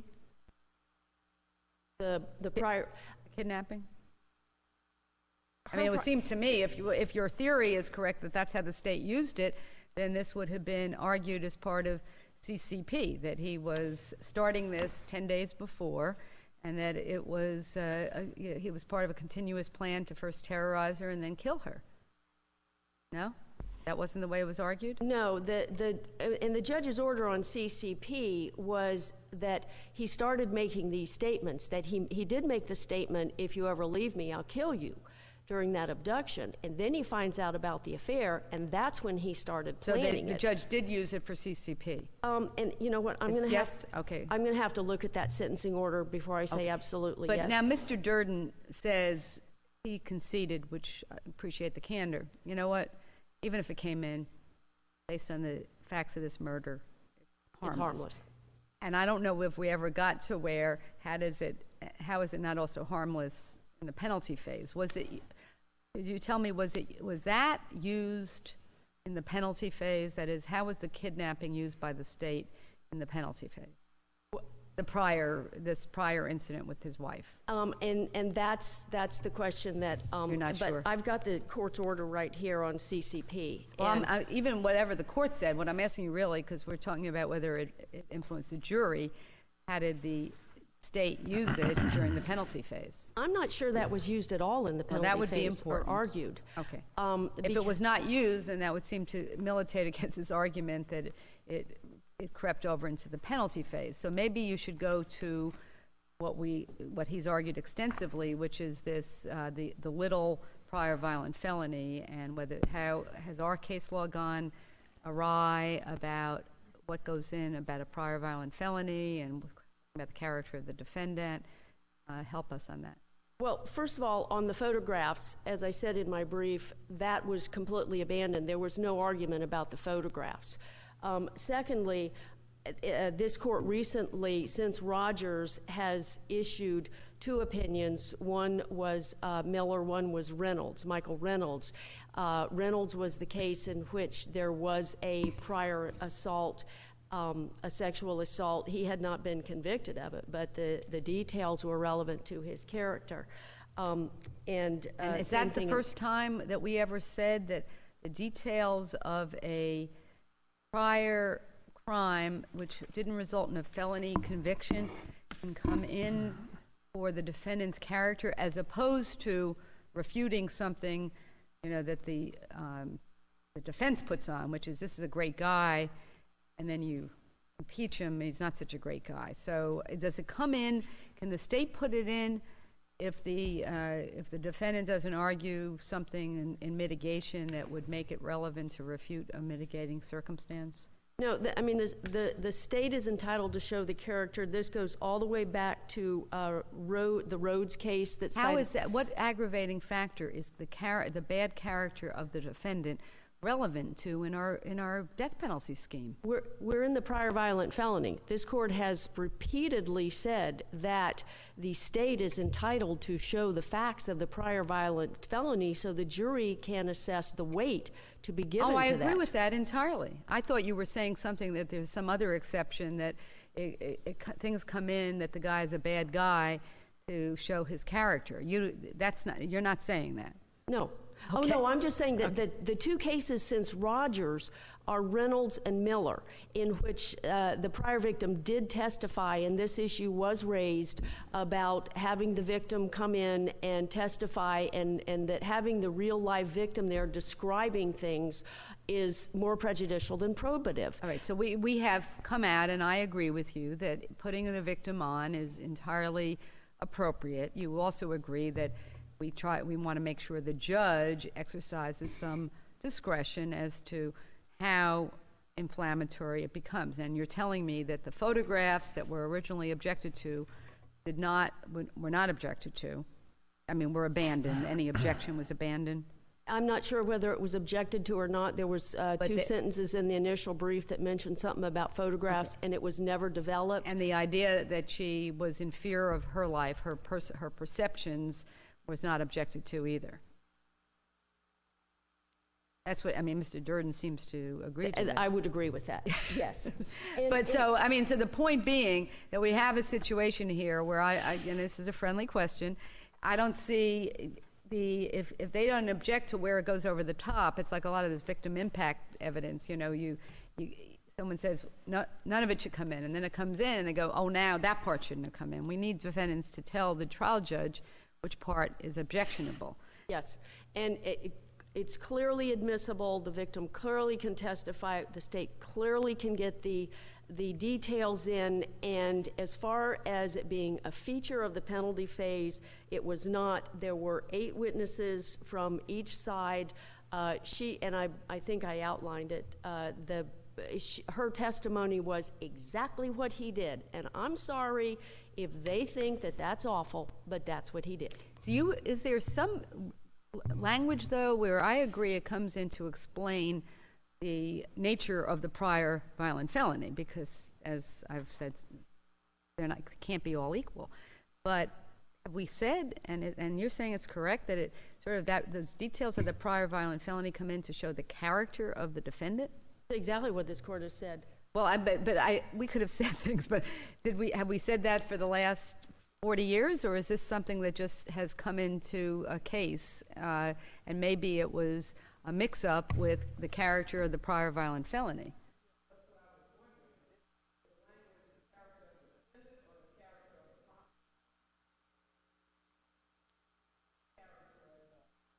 It says Rhodes is the seminal case. What year was that?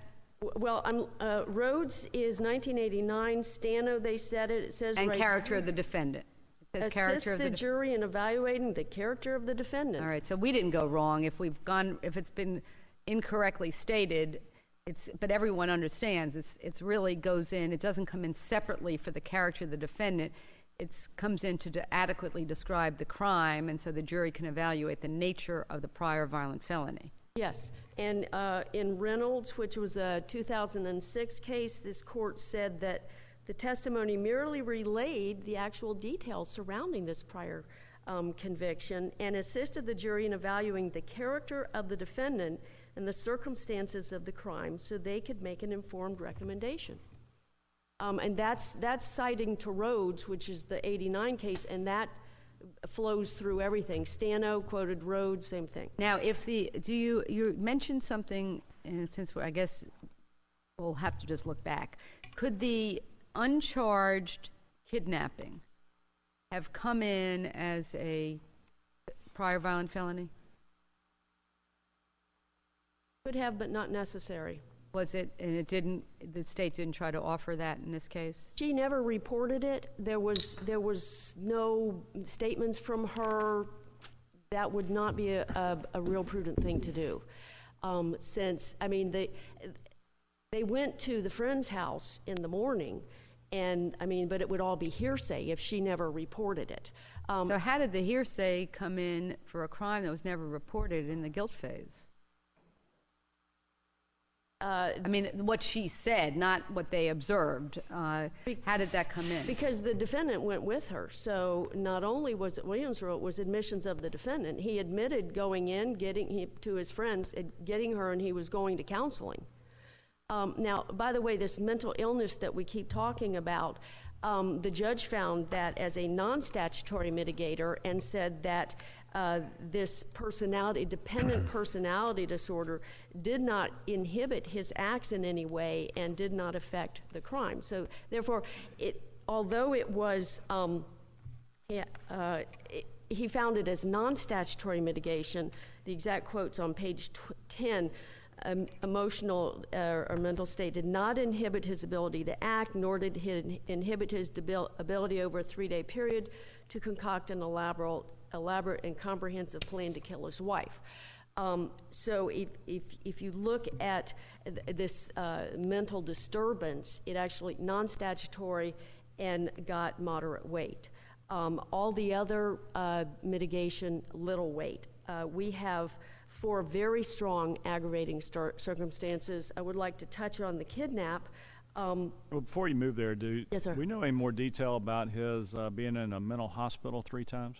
In 1982, he had voluntarily checked himself in because he was going through some hard times, which the state actually. He probably. Well, he was married 5 times to younger women, so it could have been one of those. But he clearly knew and knew that he could make that choice when he felt in trouble to check himself in. Additionally, as part of his probation for the Helen Little event, he had done 4 years of counseling and had the tools now and successfully completed it. This is what the state presented in rebuttal. He had these tools. He had that knowledge. He chose not to use them. For 3 days, he made that decision and put together this elaborate plan, stealing a gun and hiding one just like it at his friend's house, contriving a way to get her out of the job. And I would agree with when he got her into that car by a ruse, at that point, it was kidnapping. Wait, well, let's go into that. Have we not held in a case where a father routinely picked his daughter up at a Publix, that's where she worked, and on the evening he did not take her home but took her out, was heading for the Everglades, and she ended up on the roadway and died? Then didn't we hold that that was not a kidnapping? You're not familiar with a case like that? I am not familiar with that. It wasn't cited in the brief, but I can tell you... That case has troubled me, it's haunted me, and I'm going to have to go find then that... I will, and I shall find that case because, I mean, there could not be evidence. Here we have evidence that he used a ruse to get her in the car, parked behind her car so she'd have to ride with him, used a ruse to I get understand her the to facts of this case. I thought that we had created a problem in that law, so it may be my mistake, but I'll go back and check. And the other that Justice Polston mentioned, once he pulled that gun, and we had two cars behind her who were eyewitnesses seeing the car swaying, a commotion in the car, and Lynn jump out and start to run. We also have the defendant's confession that he pulled the gun, she tried to struggle with him, he got her by the hair. So it's the state position, when he got her in that car with the intent to terrorize and kill her and take her to the forest and kill her, right there, that's a kidnapping. If anything, you know, last case scenario, when he pulls the gun on her and she's struggling to get out and he's holding on to her hair and not letting her out, and she's jumping from a car that's going 60 miles an hour, clearly a kidnapping. I think those were all the issues that, on the kidnap, I would like to point the court to the Richard Lynch case. That was the little girl that he lured into the house under false pretenses. Now, I would love to be able to talk about the cross appeal. As you know, the issue that I'd like to talk about is that the prosecutor asked the mental health expert questions about what the defendant had told her. She refused to answer it. She refused to give up her notes. The judge allowed her to do that. This court recently decided a case, Dane Patrick Abdul, that said that under the discovery rules, that type of information, reports, raw test data, needs to be presented to the state under the discovery rules. The defense had argued.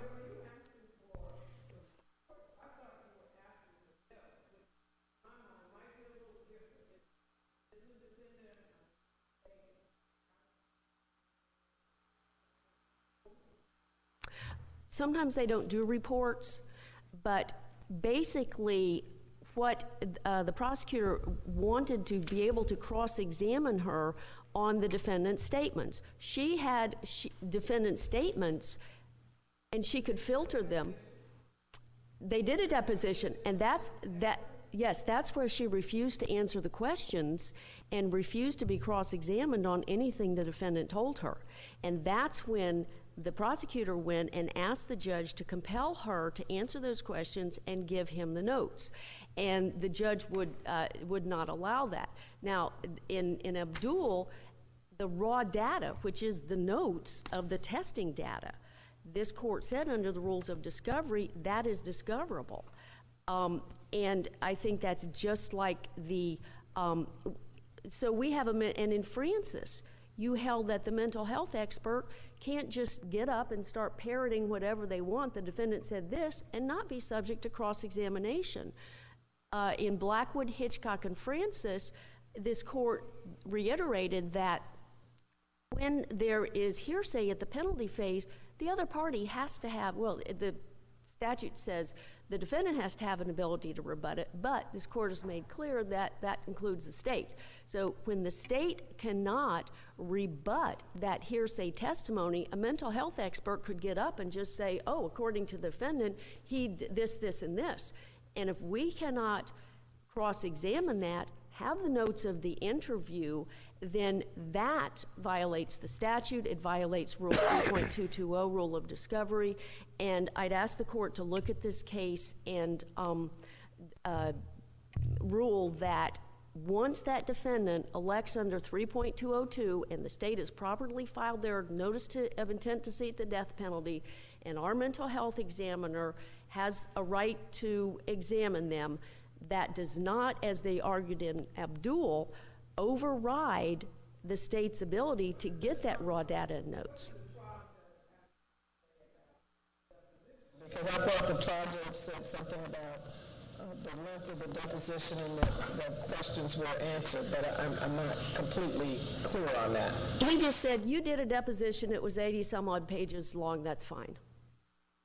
And while we're speaking of the trial judge, I did want to touch on the heinous atrocious. Before you do, Yes. before you do that, so are you asking the court to adopt a blanket rule that any time a mental health expert testifies that all of their entire file is subject to discovery, or is there any discretion for the trial judge?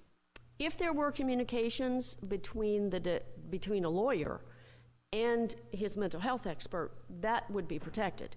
However, when there are notes, raw test data, the actual scoring sheets of the data, because, I mean, and this has never really been an issue until recently, because they usually give that up. But and you're saying under our rules, and I did think, frankly, that the notes would be part of what would be produced, as well as the report. Certainly the notes, as you say, are the kind of, quote, best evidence of what was said, and if the notes are kept. So it wouldn't be then a discretionary issue as to what the notes that were done in the course of the evaluation between the defendant and the mental health expert. It would be a rule of law for clarifying our discovery rules. Do we need to do that? I mean, Well, it's just like Abdul, where they had argued that 3.202 supersedes the discovery rules. It doesn't. When you have an expert, you need to provide the state with the reports, the raw data, everything. so it's just really clarifying that Abdul and the rule require that to be produced. Yes, yes. And I want to touch on my other cross-appeal issue. The trial judge made an error of law in rejecting heinous atrocious. He said at page 4 of his report that the evidence does not establish the defendant deliberately and intentionally inflicted mental or physical suffering. So he was focusing, consequently, I'm not finding HAC. So if this case hung on HAC, which it doesn't, but you would ask us to correct that misstatement because there's not a intent requirement. It includes recklessness, correct? Yes. And he said, the judge says, well, he intended to end her life with the first shot. However, unfortunately, he terrorized her for a long period of time, holding her in that car. She was running. He chased her down. He shot her through the chest, shattered the humerus, excruciating pain. So are you saying that if the judge had stated the correct law, there would be no discretion under this set of facts in rejecting HAC, that it had to be found as a matter of law? No, he would still have the discretion to find it, but he erred as a matter of law in saying, although these facts are very egregious, the defendant didn't mean. He just was going to kill her with the first shot. Well, but that a little bit goes, because this is different than the case before, as to it's not their intent at the time, but if they come in intending to shoot somebody and assume it's a quick death, then it's a question of the circumstance afterwards may vary. I think this one, frankly, is different in terms of better for the state than prior case, because she's running away and he's continuing. But it's really, these cases become again, I get very concerned where our line is. So again, if you would ask us, assuming that HAC, we don't get to that, but that we would correct that statement that it's not just the intent, it is whether something's reckless or pitiless, those kinds of things.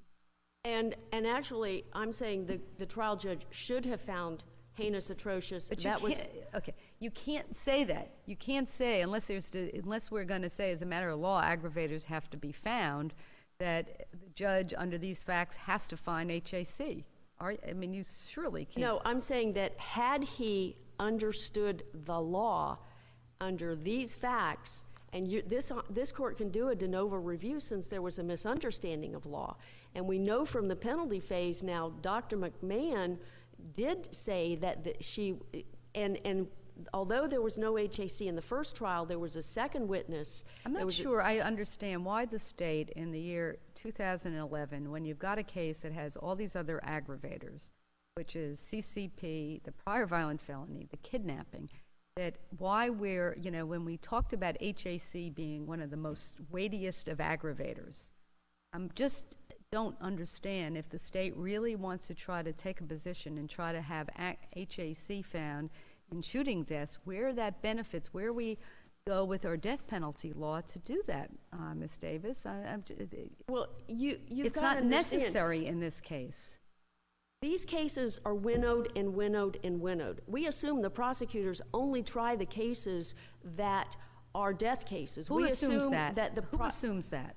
Well, that's what the case law assumes, because that's their job to decide if it's a And death that's case why, or not a death would case. you want to compare whether cases that are prosecuted as death penalty cases in Jacksonville would also be prosecuted as death penalty cases in Dade County? I mean, you don't want to go there, really, do you, as to whether the prosecutors only prosecute cases that are death penalty cases? Really want to go to that? Well, I would certainly hope so, because otherwise, ethically, the state would have Well, they don't a have to large charge problem. aggravators in the indictment, and And we've we said would- that. And so why? What I'm asking We you in this would as- case, why do we not assume that the reason that the prosecutor sought the death penalty was because this man had a serious prior violent felony, that he planned this over a course of several days, so there was CCP, that he kidnapped his own wife? I mean, why do we assume that, oh no, it's because of HAC? If it hadn't been for HAC, they wouldn't have prosecuted I'm not it. saying that at all, but the rest of my sentence is, when the state seeks the death penalty, it's because it is a death case, and the state is entitled to have the law applied equally in all cases. This judge made an error of law. Under these facts, this case was heinous, atrocious, except for that judge making an error of law. It was a blatant error of law. Well, we get into a situation, it seems, that maybe there's misstatement with regard to it. But when we strike an aggravator, we're holding as a matter of law that evidence does not meet that standard. Do we have a case that says that if such and such meets the standard of HAC or whatever, that we're going to reverse the trial judge, the reverse of matter of law can't find it, as opposed to matter of law shall find it? Do we have a case that says you shall find any particular mitigator? Aggravator. That's what I mean, aggravator, I'm sorry. Basically, this court does not rule on the additional aggravators. I have raised clear errors of law before. I raised it in the Bouzia case. Okay. But Have we held? It's a simple question. We have not, have we? This court normally does not, but the state is asking this court to, as a matter of law, correct this mistake, because, as you said, through the complete litigation of this death penalty case, the law can change, things can happen. If there were an aggravator stricken at some point in time, we are entitled to have the law properly applied, just like the defendant does. And Well, I this mean, was, no, the point would be is that was a misstatement of law. We'd have to send it back for a new trial to determine with the correct law what would happen, wouldn't we? No, sir. We can't just haul off and say on an aggravating circumstance that we would say, okay, this applies as a matter of law. This is a cross-appeal issue that Oh, no, I the trial understand, but I'm judge, saying, and- if you're correct, what do you suggest is the remedy? that you correct it on Just a cross-appeal. statement of law, but we don't hold that the aggravator applies as a matter of law. He basically says that, Just please, come on. I understand your point. yes, You're not willing to go, are you? That's what you want this court to do, is to say, as a matter of law, HAC applies in this case. yes. That's what you're asking. Okay. All right, I think, And I with think that, this if you court wanna has the just- authority to do that. Okay, and if you, with that, you are out of time if you want to make a concluding statement. I'd ask the court to affirm the conviction and sentence. Thank you, Ms. Davis. Durden, a rebuttal? Thank you.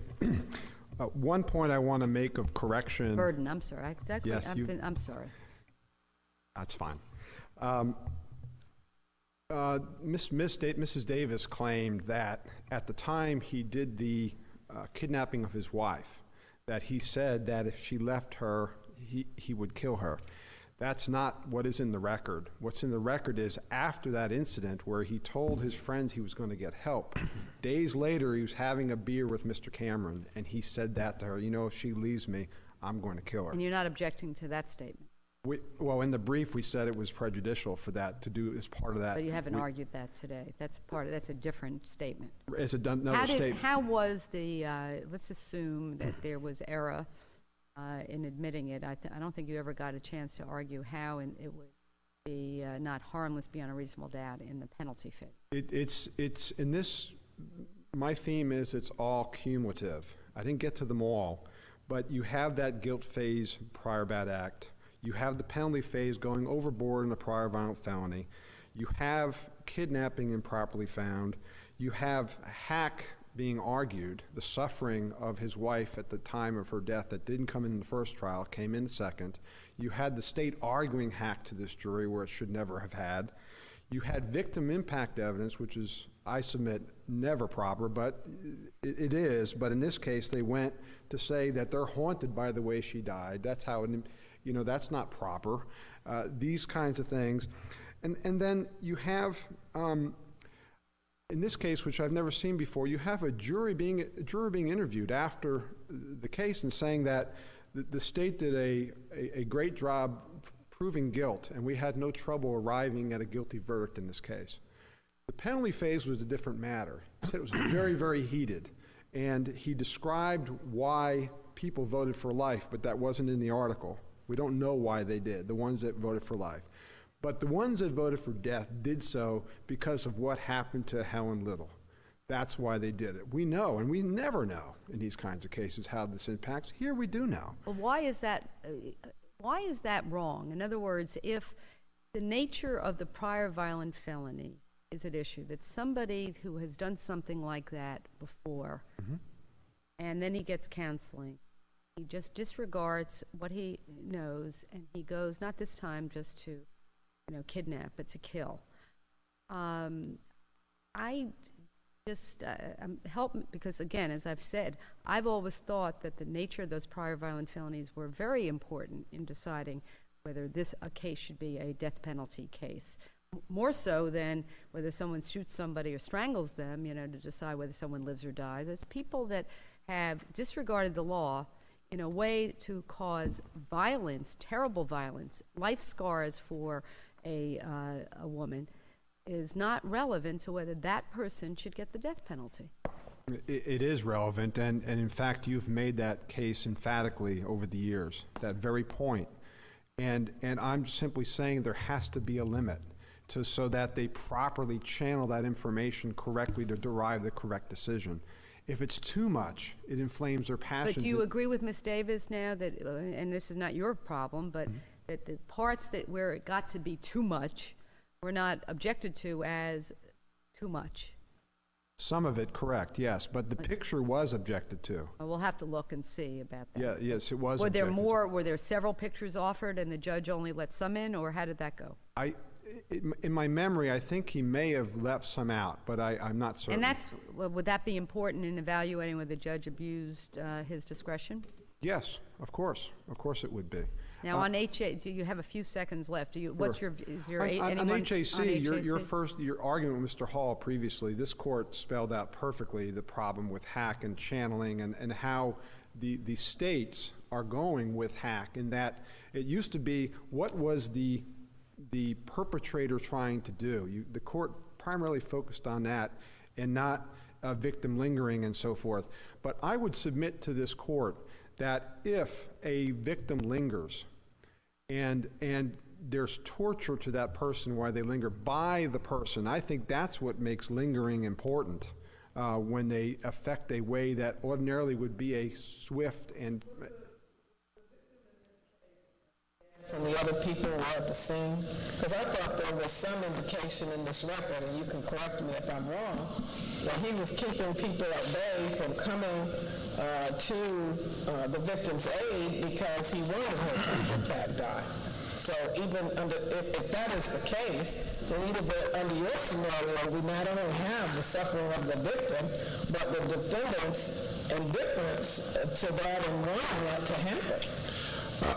There was the things he said right on the 911 call. It's in dispute. It's not disputable as to what he said at the time. It was right on the 911 call that was recorded and presented to the jury.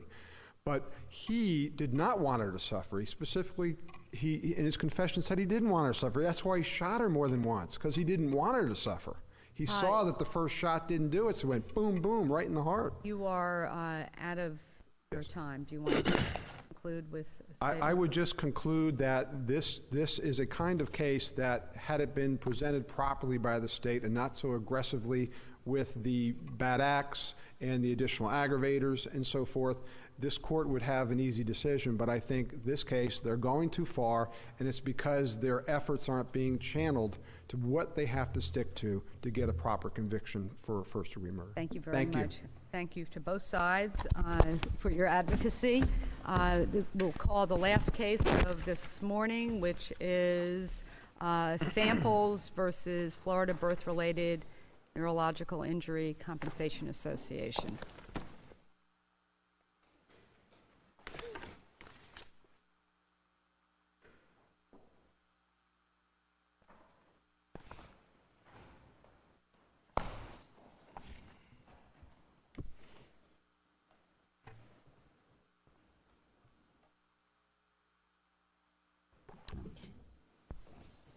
Are the parties ready? You may proceed. My name is Mayanne Dowd, and I'm very pleased and honored to be before this court on behalf of our clients, Angela Samples and Kenneth Samples. And as this court knows, their daughter Mackenzie Samples was born in August of 2007. And during the labor and delivery, she suffered severe brain damages as a result of a lack of oxygen.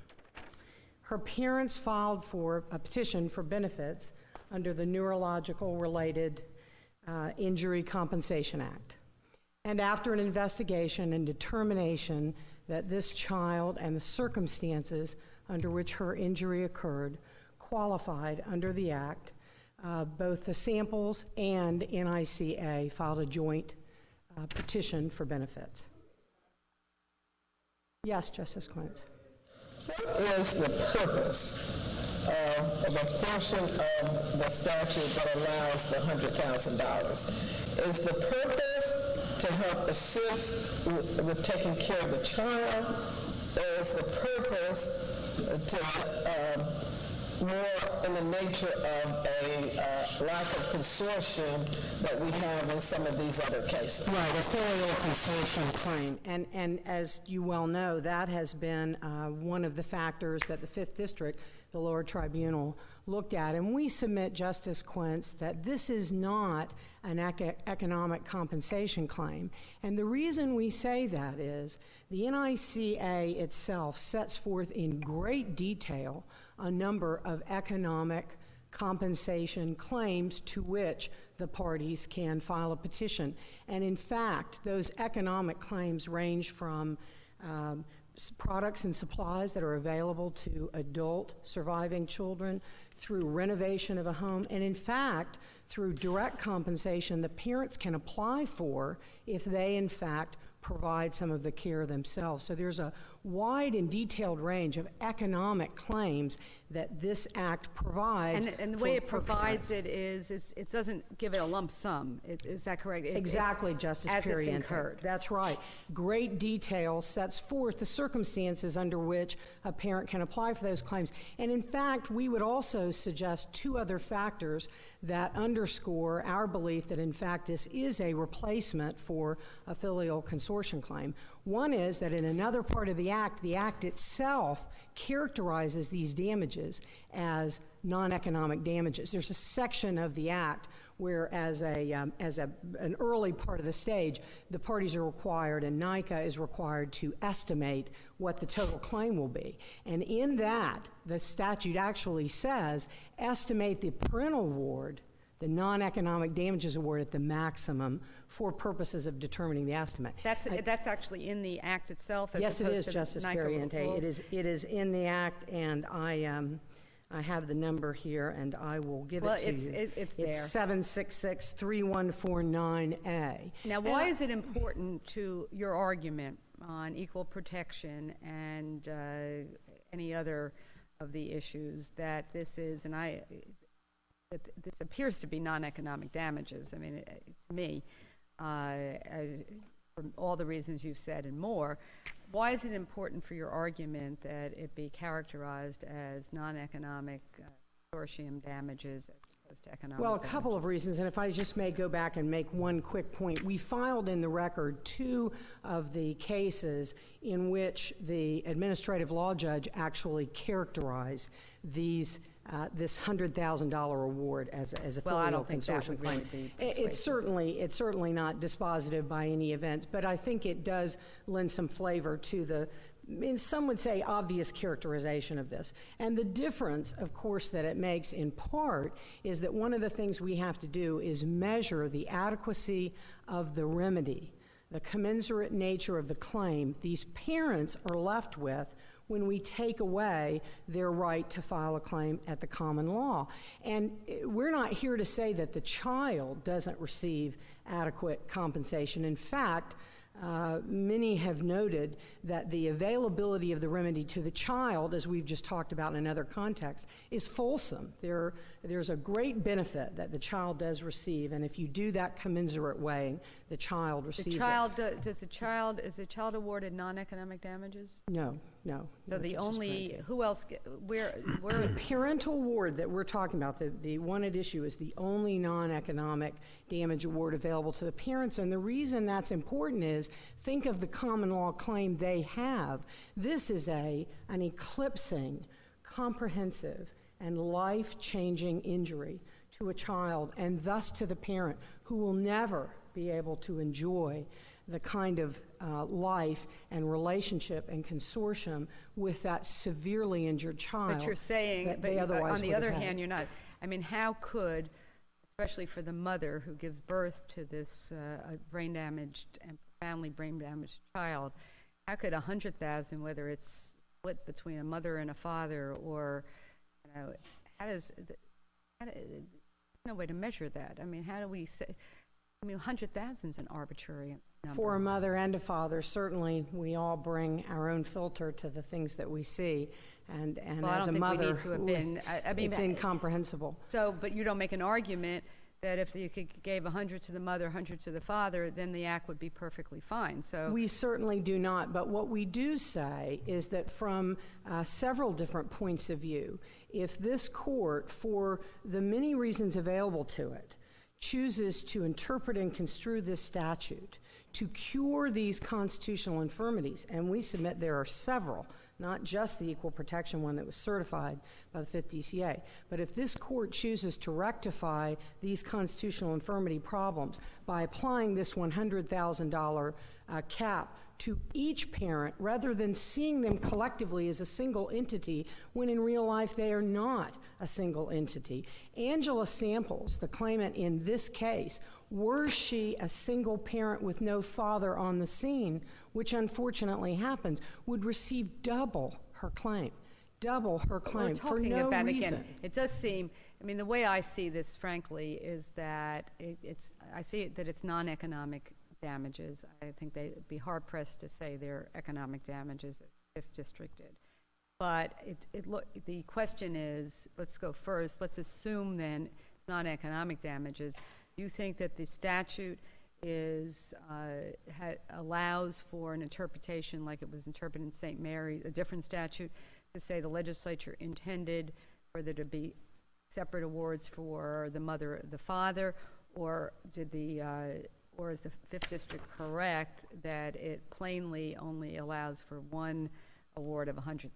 Well, we suggest that, in fact, irrespective of the legislative analysis to which NICA points, if you look at the plain language of the statute, which of course is the pole star for interpretation and intent, the language itself can just as easily be interpreted, putting aside the other constitutional infirmities, just as easily interpreted to mean $100,000 to each claimant. And of course, this could have been cured by saying any number of things. We could all come up with hypothetical wording that would have made this crystal clear, but we submit, even if the language were crystal clear, then if you solve that limited problem, that is the ambiguity that is there, then you run into other problems as well, because we have the equal protection problem. Well, let's stick with the plain language. Is it required they jointly file a claim on behalf of their child? Is that how that goes, or does one parent file the claim? Actually, the parents themselves may have a dispute about the amount. And there have been some limited circumstances. I'm talking about for their child. Who yes, files that claim? Either a claimant or two claimants can file on behalf of the child. And then is there, when the parents, and they could be estranged or never have been married, they each, in this case and in other, file individually a claim? In this case, there was a joint petition filed by Angela and Kenneth and NICA for benefits. So it was, but it doesn't make, but it says, but a claimant, if there was a mother who was not living with the father, the mother and the father, there's no question that NICA would accept claims that a father who was not living with the mother would have a right to make a claim. Practice has been. I mean, does the father who is not unmarried father, not living with the mother, have a right to make a claim under NICA? Yes, the language says that upon determining that an infant has sustained the injury and the other factors are also satisfied under the Act, the administrative law judge shall make an award providing compensation for the following items, and then they're set out, as we said, in detail. And when you get to the part at issue here today, it says periodic payments of an award to the parents or legal guardians of an infant found to have sustained a birth-related neurological injury, which award shall not exceed $100,000. That language could say in total, or to both parents. As I said, we could all come up with hypothetical language that would cure that. What we submit is certainly sufficient ambiguity to allow this court to construe it in a way to avoid all these problems and put the question to rest. The fact is that the language actually says parents in the plural as opposed to parent. And so I'm just wondering if doesn't that language, in fact, suggest, it says parents and it says guardians, both in the plural, that this $100,000 is for the plural parents and for the plural guardians? Well, I certainly understand, and in fact, that single S, as opposed to the lack of the S in the word award elsewhere, is we would submit, fairly thin reed upon which the 5th District reached the conclusion you were just suggesting in your question. But respectfully, even if that's not an ambiguity, and even if we say we'll take our cue and our clue from that single use of a word S, it doesn't solve our equal protection problem under St. Mary's. It doesn't solve the problem that the ALJ is given no guidance at all to decide how to divide this number. In other words, if you say, look, it's $100,000 no matter what, how does the ALJ decide between a parent and a guardian? How about between two parents and a guardian? And that one I think is the weakest of your arguments, because juries all the time are required to assess the relative consortium claims, and then if there's limited insurance, it's just done in proportion to what you evaluate the claim. So, right, but that's how you would give them argue. guidance to do that. We, first of all, for example, characterize it as a consortium claim, and we tell them what a consortium claim is meant to compensate. We don't have that here, and Justice Perry... Why can't that be argued to the ALJ? It can be argued to the ALJ, and in fact, I made reference to two opinions that we included in the record, really just for some additional elucidation, where that conclusion was made. The ALJ says, I have to conclude this is in fact a consortium claim because that's what makes sense at the common law. If it's just a mother or just a father who files a claim, give them $50,000, and would that be error? Would it be error if a single parent with no other parent in the picture just received $50,000? We have no guidance in the statute to tell us that. None. What do they use to determine, the 100,000 is a cap, right? Yes, sir. So what do they use to determine how much an appropriate amount should be? The practice, Justice Polson, has been that the $100,000 is always awarded in total, and it is almost always awarded as a lump sum, and we submit that's because of the paleness of the sum compared to the common law right it is replacing when those parents, by statute, lost their common law right. Because I think all of us can agree, when you have a severely injured child, a brain-damaged child, all of us can imagine the life that leads us to. $100,000, even if we're applying it to each parent, and in some cases a guardian, is not a very fulsome amount of money to compensate the parents for what they But there's no have question, lost. as you said, that if the parent then starts to actually care for the child, leaves his or her job, that they can apply to NICA for compensation for the care they're giving. Yes, Justice Which seems to say that this can't possibly be for custodial care. First of all, it's a ridiculous amount for custodial care for a child from the infancy up to their majority. It's not even, but there are separate provisions for that. And I might also note, yeah, that's exactly correct. The economic claim that the parents can make if they choose to provide or are able to provide these services is detailed in the statute. Might also note, we're thinking of the number here, the $100,000, and particularly when you have it, as Justice Quince noted in the hypothetical, if you had a single parent who just received half, that number has never been changed since 1987. When this statute went into place. So to focus for a moment on the St. Mary's problem that this court identified very squarely, we would suggest that if this court follows the precedent of St. Mary's, the notion that the simple math addition of an additional claimant can change your award, and in this case, have it, or in other circumstances, double it if you look at people collectively, is an arbitrary distinction. And the point that seems compelling to us is that the stated goals, admirable to the legislature, right in the act say, what are we doing here? What do we need to do? Why is the legislature taking away these common law claims? They're doing that, the legislators are doing that, because they want to reduce med-mal premiums. And it's important to note that under the statutory language, med-mal premiums don't contribute to this fund in any way. You're in your rebuttal. If you want to save, you have about 4 minutes. Do you want to save that time? Thank you, Justice. Now here you just have to sit down. You don't have to shut up. Maybe across the street you have to do that. That'd be difficult for most lawyers to do. Your Honors, my name is Wilbur Brute, and I represent NICA. Let me say Can I start with something that just is it's bothering me in this respect, the actuarial soundness of NICA. Correct. Do we have any idea in a typical brain damaged child case how much money is paid out for the care of that child from the time she or he is born until 18? Do you have that in the record? Depending on the severity, it ranges from $3 to $7 million on a reserve, and those reserves are monitored, age, life expectancy is monitored, et cetera. There is no cap on the payments for the child.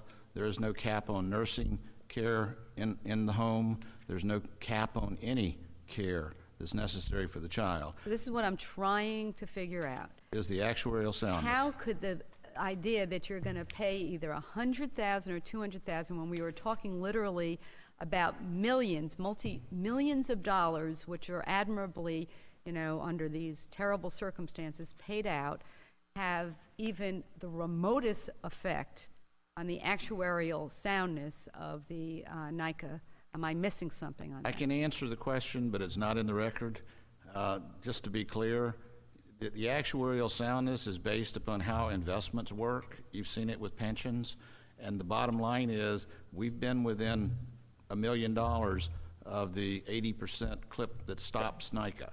I can appreciate that, but as far as whether the legislature, in terms of this being on the equal protection argument, if it's, and we can talk about whether it's intended to be non-economic damages, because if it's economic, to me, I think you have a much stronger case. But if it's to be a one-time non-economic damage for this terrible loss, it certainly can be, it's not money that's paid out into the future. It is, you figure out partially in the course of a year how many children are born brain damage, and you make predictions about it. But to me, the thing that's going to affect the actuarial soundness is going to be whether the costs of medical care, nursing care, and everything else are going to go up in the 18 years from the birth there, not whether there's $100,000 or $200,000 paid to these cases at the outset. Well, with all due respect, we've been following legislative intent since this bill was passed in 1988. And the staff reports, the legislative arguments, the debate that took place clearly stated when this bill passed back in 1988 that compensation is limited to net economic losses. Non-economic damages of pain and suffering are not awarded. So therefore, there aren't any. And the bottom line is that's where this all comes from. So your argument is, let's go back to that, because that's to me a more important thing, that this was never intended to substitute for a loss of filial companionship. No, I don't think so. But that's how NICA has interpreted it. Let me kind of roll into it. Yes. That the NICA, who's charged with carrying out the plan, right, has interpreted this as being a single $100,000 payment, correct? Correct. And has interpreted the legislative intent as being only economic damages, not non-economic damages. Correct. Okay. And that has been the way it's been since day one. $100,000 is a part of economic damages? Your Honor, let me kind of argue that, if I can for just a second. The legislature passed this, and we're dealing with state tax dollars. We're dealing with state funds. We're dealing with an appropriation through a statute that was set up that this court determined in the Coy case that the assessments on all the physicians and everybody else to set this up, plus the $40 million from the Insurance Regulatory Trust Fund, were all state tax dollars. So the legislature set up this sovereign immune entity, NICA, to pay these claims. They limited the amount to $100,000. Should that figure be higher than $100,000 in 2011? That's an issue for the legislature, because this is state tax dollars that are being appropriated. Now, the question I think that's being raised this morning, yes, is a question if in doing that, there's an equal protection problem. And that's where we go. And let me ask the question: Have you gone through other no-fault kinds of statutes like the workers' comp statute? And there are limitations by percentages for families in the event of death. So much even if you remarry, it affects it. If you have children, the children get some. So families are treated differently within that workers' comp. So if we would hold that this violates equal protection, then does the workers' comp death provision fall as well? I mean, because that breaks it down not as clearly as this. But I can't answer that question because unfortunately I don't deal with workers' comp, and I'm glad I don't. You said fortunately, right? No, unfortunately I don't. But Your Honors, I understand the issues here on the limitations of the issues. of the amounts, but the bottom line is, the only thing that we're able to deal with in administering a program is what does the statute say? Sure. Now, could you make your argument, because you were saying that this is economic damages, and I think either Justice Quince or Justice Lewis asked you how, if it's the custodial care is taken care of as economic damages, what does the $100,000 represent? The statute is totally and completely silent on it, but when the administrative law judge in the two cases referred to by the appellant apportioned the $100,000 between the mother and the father, they did so based upon who was going to be the primary carekeeper. That's how they actually did it. Whether it's right, wrong, or otherwise, that's how they did it. Nobody appealed. Those are the only two cases in the history of NICA where there's been an apportionment.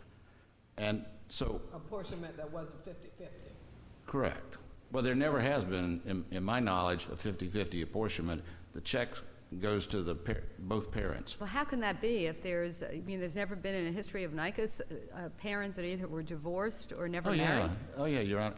But they just haven't. I guess, the bottom line, I'm not being callous for Ms. Downs, but for most of the time, the question of whether you're going to get 50 or 100 or 100, when you're dealing with the magnitude of this loss, is whether it's 100 or 200. I think you'd agree it's hardly the kind of compensation that would take care of the non-economic damages or the economic damage. Well, if we focus on the amount or we focus on the statute, I can only focus on the statute. Should the legislature increase it? Should it be a different figure or not? But why would the legislature, if their intent wasn't to give a non-economic damage, why would they give something like this if everything else is payments to do with actual expenses? And I realize we don't have to, if we don't know that, it's why it would seem to me that that round sum of 100 sounds more like it's a non-economic damage, because in all the other statutes, when you have someone gets $250, but then they get all the economic damages, usually those round amounts are non-economic damages, not economic damages. I understand that, and you're focusing on the money.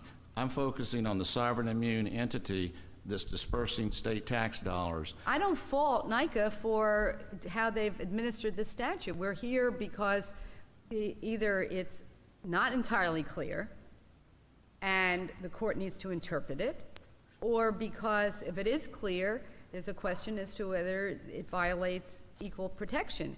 And I think that's really, to me, NICA is, observed you as representing NICA. I think that you're doing it looks like an admirable job of trying to carry out the legislative intent and the NICA statute. So I appreciate that. Let me kind of get into my argument and explain where I'm coming from, and I'll go to start with equal protection. I think the class is the parents, okay?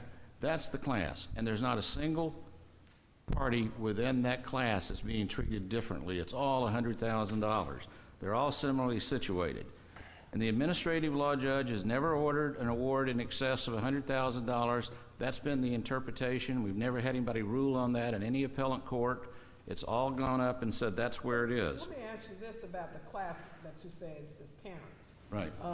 If assuming that parents are divorced, yes, and whoever is the caregiver or the child lives with is the one who brings the NICA action, do you have to bring in the other parent, or procedurally, NICA would bring the other parent in, and in these two cases, assuming you can find the other parent. Assuming you can find him. Otherwise, the parents or legal guardians are recording this, and the only two that's ever happened was Waddell and Wojcicki, and in that particular instance, it was estranged parents, and the judge apportioned the amount. And it was pretty much $95,000 to $5,000. Okay, so assuming you can't find the other parent, NICA would give that one parent the $100,000, and the other parent would have no cause of action, for lack of a better word, against NICA in the future. That's correct. And that person's probably not found, because we try to find them because we don't want to have that problem in the future. I thought that really that the fundamental issue that we're looking at is whether the class of, if you have two parents, that each of them would receive 50, but if you only had one parent, that individual receives 100.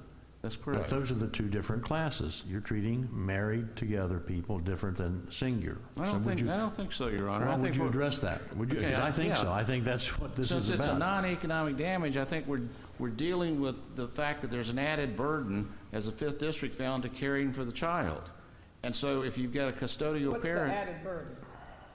well, I think it's a little more difficult to take care of a child than an absent parent not taking care of a child. But you've assumed it's economic damages. Let's just say we disagree with you and say this is clearly non-economic. Make the same equal protection Well, argument and that- respond to that- Justice then It's Lewis. just a fund. As you argued, it's just a fund. It's a fund. Okay. There's a class. The class is the parents. The parents are entitled to $100,000.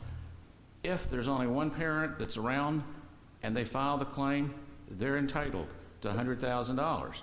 That's the way we've interpreted the statute. Well, I think the statute, again, you're going to make, I agree with you that it says award singular, parents plural, guardians plural. It's beyond me how you can interpret that differently. But the equal protection one is one that after looking at St. Mary's, and this is a little different because this is a no-fault kind of thing, I do understand that.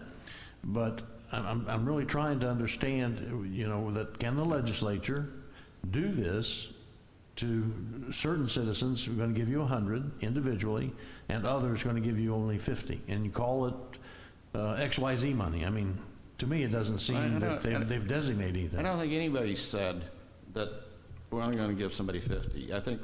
Well, that's the effect if there are two parents. Well, no, the difference is the two parents.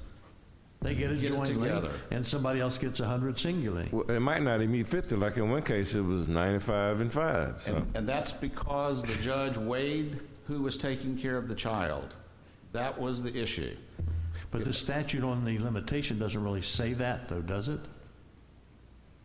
When it talks about award, it doesn't talk about this award being for who's taking care of the child or anything? It doesn't say what it's for. Right, it does not. So And I'm saying, that's why I'm trying to get to the issue of why I think it's a rational classification. Agree with me or not? Go ahead, because I think that's where the test is. Because I think that the reason for it is start again, this is state tax dollars that are being administered. And the legislature passed a law and made a determination. It's unlimited on compensation for care of the child. This is the only limitation in the entire statute. And the bottom line is, this statute is rationally related to the legitimate state objective because it provides compensation for these catastrophic injuries, and these injuries are catastrophic, and the high cost of custodial care. It also alleviated the medical malpractice premium. It opened the hospitals. This court, in the Coy case, when this case first came out, in reference to the fees, went through all of the exhaustive facts relating to how, when OB units shut down, the hospitals don't function. We're not here, and Ms. Downs hasn't attacked the act. I thought what we're here is, was there a rational basis? I'm trying to get there. Well, Okay. then get there. Okay, I'm trying to because one of the functions is maintaining an actuarial soundness issue. That's kind of critically important on the payouts that go on. While this may be a smaller portion of the entire picture, it's part of the entire picture. But the legislature has gone throughout the act and gone to actuarial soundness numerous times, even to the point it shuts down the plan if you're not at the 80% cap.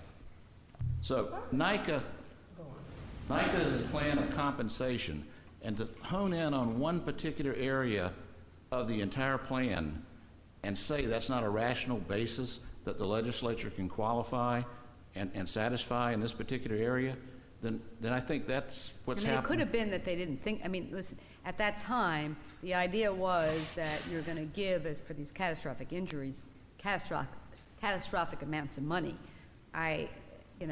Without Or it could be.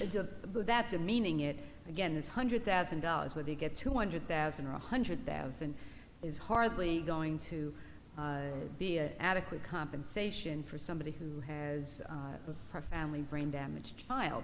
So now we just go back to, and I'm still not sure I understand, why is the discrimination not between parents who are married and parents who are single or divorced? Why is that not arbitrary if we assume that it's for non-economic damages? Because I think you can only have two parents.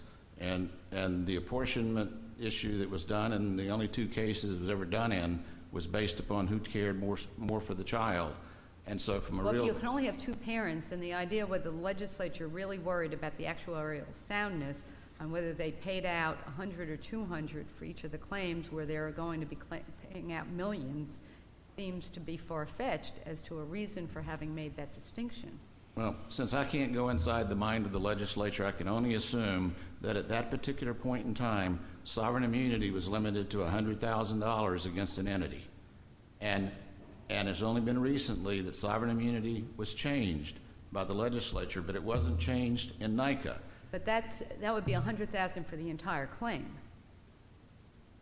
correct? For the claim. For the claim, so that if several people are killed in an accident, now we're going, and they have, and someone else is profoundly brain damaged, there's going to be a cap. What is it? It was 100, and then how much for the whole incident? Well, you referred to that issue in the St. Mary's case, which I'd like to go to next. Well, I wasn't. Can you answer though when you deal with sovereign immunity? Sovereign immunity is $100,000 of any claim or judgments or portions thereof when totaled with all other claims or judgment cannot exceed $200,000. So if they were trying to come up with a sovereign immunity situation, they couldn't do it here because they were paying out unlimited amounts of money. This is a complete waiver of sovereign immunity, and we're not suing the state, so it really has nothing to do with sovereign immunity. All right, Your Honors, I want to get to the St. Mary's case, but sovereign immunity was waived in the NICA statute only to the extent necessary to pay the claims, and the claims were statutorily set as to what they could be. In St. Mary's, the problem here is in St. Mary's, you had a statute that talked about any offer by any claimant to any defendant or any defendant's offer to any claimant to arbitrate, and the claimant was clearly defined by the law as any person who has a cause of action arising out of negligence. And what this court decided was that that statute was ambiguous, and it included any claimant, so therefore every claimant had a limit of the, I believe it was $250,000 or $350,000, whatever the number was, and therefore it couldn't apply to one claimant because of the totality of the statute in St. Mary's. So that's the reason the St. Mary's case is different from NICA. And I think if you focus on the amount of the money rather than how the legislature wrote the statute, you get into a different position than where we're arguing. We're arguing the statute. And we've also said that it's distinguishable because of the simple fact that you could have 1 to 12 claimants or more in a wrongful death action. And the wrongful death action that was cited to in the St. Mary's case in the state wrongful death action against the state was $100,000, and if you tie all the claimants together, it couldn't exceed $200,000. And in this particular instance, a class has been set up, and it's $100,000. Whether it should be more or whether it should be, twice, 2, 3 times that. My whole point is that that's a legislative issue in the statutory appropriation of state funds. And I don't know how to get there anyway except to say we're reading the statute. We deal with these people that have the children, they're very critically injured. It's heartbreaking, and I understand it.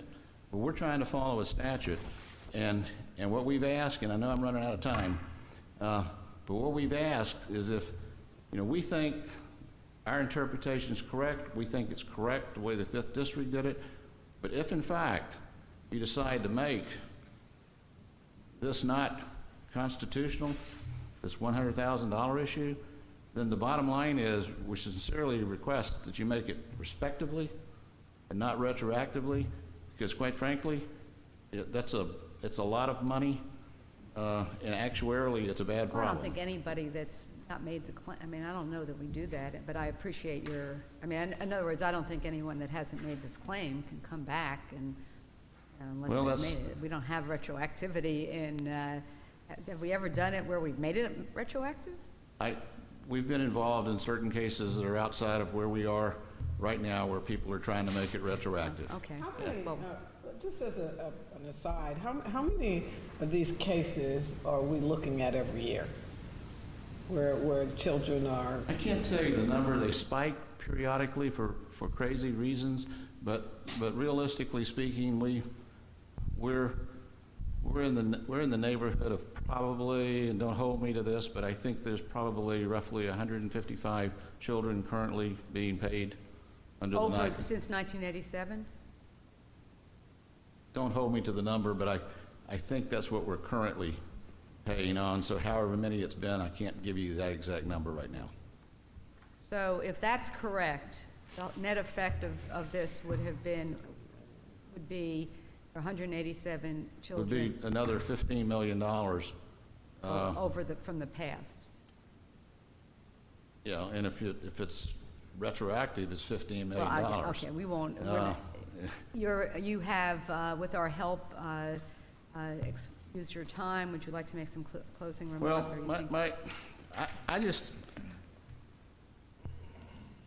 there's other arguments that they use in their brief, and very briefly, I don't think we're here except on the certified question, and so I hope we won't go into the access to courts issue and all that, because quite frankly, we had a stipulation below with the plaintiffs because they wanted to challenge this issue. This is the only issue that they would challenge, and in their brief, they've challenged access to courts and other issues which are outside of this, and so I hope that you won't do that, although we referred to it in our brief.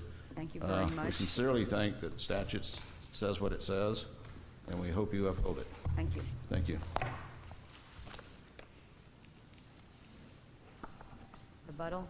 Very briefly, on actuarial soundness, we have in footnote 4 in our brief some information about the monetary status of the claims, and I do think there are 2 points worth considering. One is these claims are reserved as they occur, and that money is set aside, and that has been done. In 2002, there was about $600 million in that fund, and each and every claim had been reserved amount. We would also, we would also suggest that given the large numbers of these claims, which NICA, of course, admits, curing the constitutional infirmity that we're here about is a relatively small sum. I mean, not the large number, the large amount of the claim. Yes, I'm sorry, large amount of the claim, exactly, thank you. As for non-economic damages, if in fact the award we're talking about is for non-economic damages, then the parents under NICA have lost a valuable and compelling claim and received nothing for it on a non-economic scale. And so our suggestion is the problem with going down that path is it leads you arguably into a situation where you have to go and look at an entire act and its constitutionality as opposed to what we submit as the proper and narrow fix under St. Mary's, which is to find this amount applicable to each parent and do away with the arbitrary determination of class that this statute envisioned, well, I guess whether it thought it through or not. His point is this, in terms of arbitrariness, $100,000 is an arbitrary amount. If in a situation where the parents are not married and they are either there's a father that was absent or they're divorced, all the time where there's insurance limits, and if you do plaintiff's work, you know, say the claim is $100,000 in insurance coverage, there are 2 parents, you got to say, well, geez, there's no way to compensate you, but this is all the amount we have, we're just going to have to apportion it. Why is that any different? That is, it's a meager amount, but $200,000 doesn't exactly solve the problem. And if 2 people are making competing claims, then the trier of fact has to do his or her best to apportion it based on who they think has the greatest injury or, you know, loss, so to speak. But the problem with that, of course, is we have a wide swing. However small these sums are compared to the injury suffered, the difference between receiving $50,000 or doubling it to $100,000 in the instance of that particular individual is compellingly large, and in some cases can make a lifetime of difference. So the number is both small compared to the common law claim, but potentially very large when you take the fact that a parent could receive either $50,000 or 100,000 given the circumstances. And I shouldn't have minimized that because I'm thinking in right. terms, as you said, the magnitude. But Right. I don't want to say that anybody in this day and age, that it's insignificant whether they Right, get 100 and very or briefly, I 200. want to address NICA's claim that this statute is completely silent. I believe that's a quote. It is not. It says, quote, "For purposes of this estimate, the association should include the maximum benefits for non-economic damages." There are no damages in this statute that could possibly be characterized as non-economic So except that's this your most parental award. compelling argument that they have characterized these as non-economic. And so we respectfully request that you cure all these constitutional infirmities by construing this statute in accord with your prior ruling in St. Mary's, and that way it will work and be appropriate. Thank you very much. Thank you both for your advocacy. The court will now be in recess. Please rise.